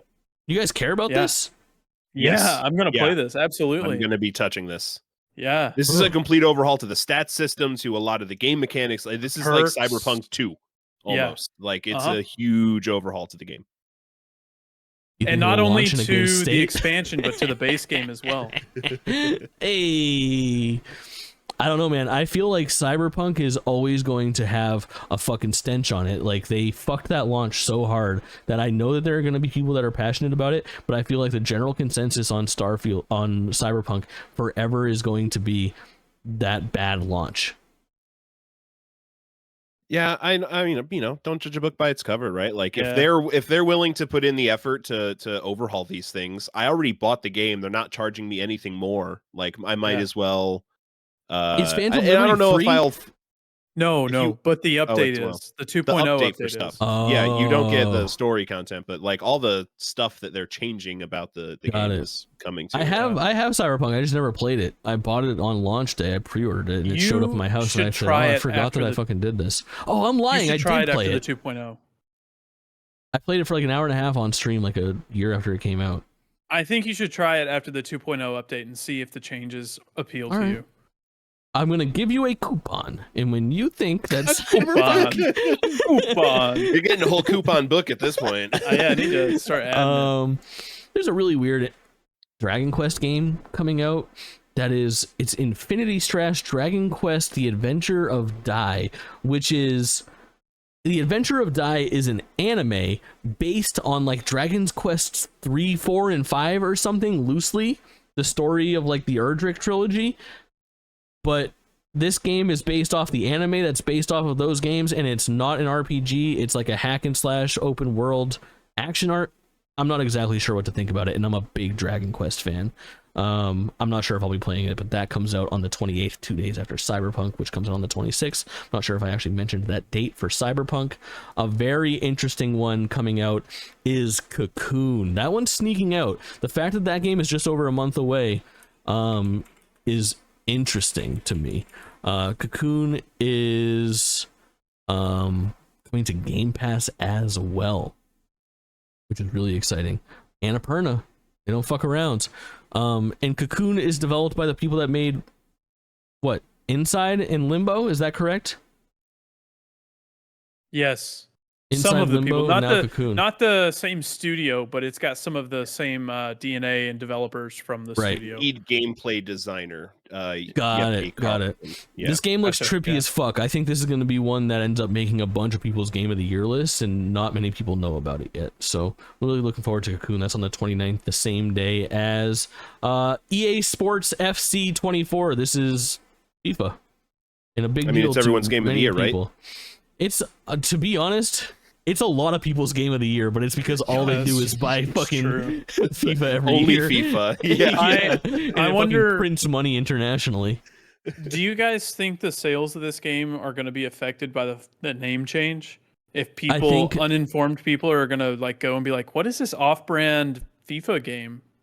If FIFA had been on their game with like the winning 11 or whatever team, who they are now going to be using the FIFA name, if they would have gone up against it, if it was like a FIFA thing where it was like 2K versus NBA Live in like 2007 or something like that, then maybe there would have been a chance that the sales for FIFA would be impacted. But with the way that the marketing is going to work out, and the fact that the FIFA name is not attached to a different video game that is available within the same time frame, I think FC As long as 24 is as successful as FIFA. As long as they put EA Sports really big, people. The will marketing know, is so the marketing fair. is so good Yeah. for it. They know what they're doing. It's in the Yeah. game. It's in Yeah, the game. it is in the game. Everybody agrees. Like if you like look at it at a glance, like if you close your eyes and then look at that thumbnail, like FC24 is like FIFA. Like it almost looks like you Yeah. look at that and you go, oh, that's the new FIFA, even though it just has an F at the Yeah. start.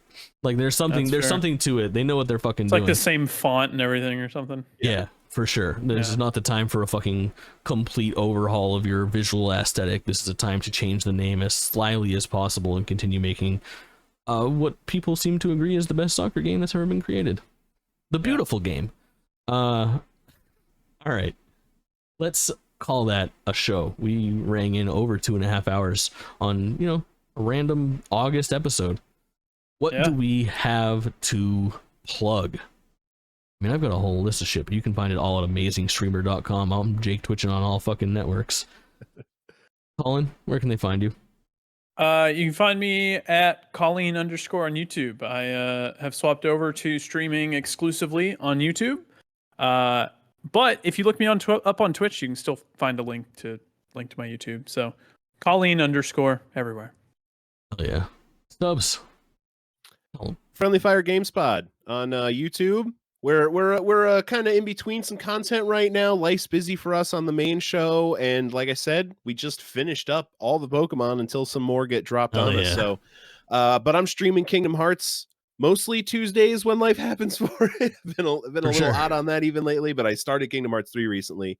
Oh boy, is that one really good? Actually, Yeah, for sure. It was really good. The road and from I know 2 to 3 is tough. Bro, I went from 2 to all the in between. I've been playing all of the games, so like I had to do what was Dream Drop Distance was the last one I really played Dream before Drop 3. Distance and Birth by Sleep, and it's Triple a whole thing. D's. Yeah, Yeah. Birth by Sleep's not bad. Dream Drop is No, agree. rough. What's the one? What, Melody of Memories? Mom. Oh, that's the most recent one. Yeah. Yeah, I'll Yeah. be Hot playing ticket. that one next. Rhythm game. Yeah. Yeah. And then on our Twitch channel, Friendly Fire Pod, Tom and Tyler are always playing Wasted on Saturday, getting drunk Oh, and yeah. playing something. They're currently playing Nice. Atlas Fallen, I believe. Ooh, Very I want to nice. check that out. Very nice. They're really enjoying it, but it's a lot shorter than I think anyone realizes. They're saying it's like a 15, maybe 20-hour game. That's exactly what I want to keep hear. on getting Atlas Fallen and Immortals of Avium mixed up. Like if you showed me gameplay of both of those games and said which one's which, I'd be like, I don't know. But I want to play both. Movement looks super cool. I'll tell you that much. Yeah. The movement Yeah. looks good. yeah, both of those games look Yeah. solid. A short It's game like is good exactly little- what I want to nice hear. little in this double game, A in this- 20-something hour romp is sometimes just what the doctor ordered. Yeah. They both remind me of like Atomic Heart in like here's like a little double A shooty game that if you're into right now. We shouldn't talk about Atomic Heart. I'm still a little upset about that one. DLC soon come, right? Can't you play more Atomic Heart? Already came and went. Play it. You gotta play it. You have theories, man. I do have theories, but evidently the Alright. DLC kind of discredits everything from the main game. True.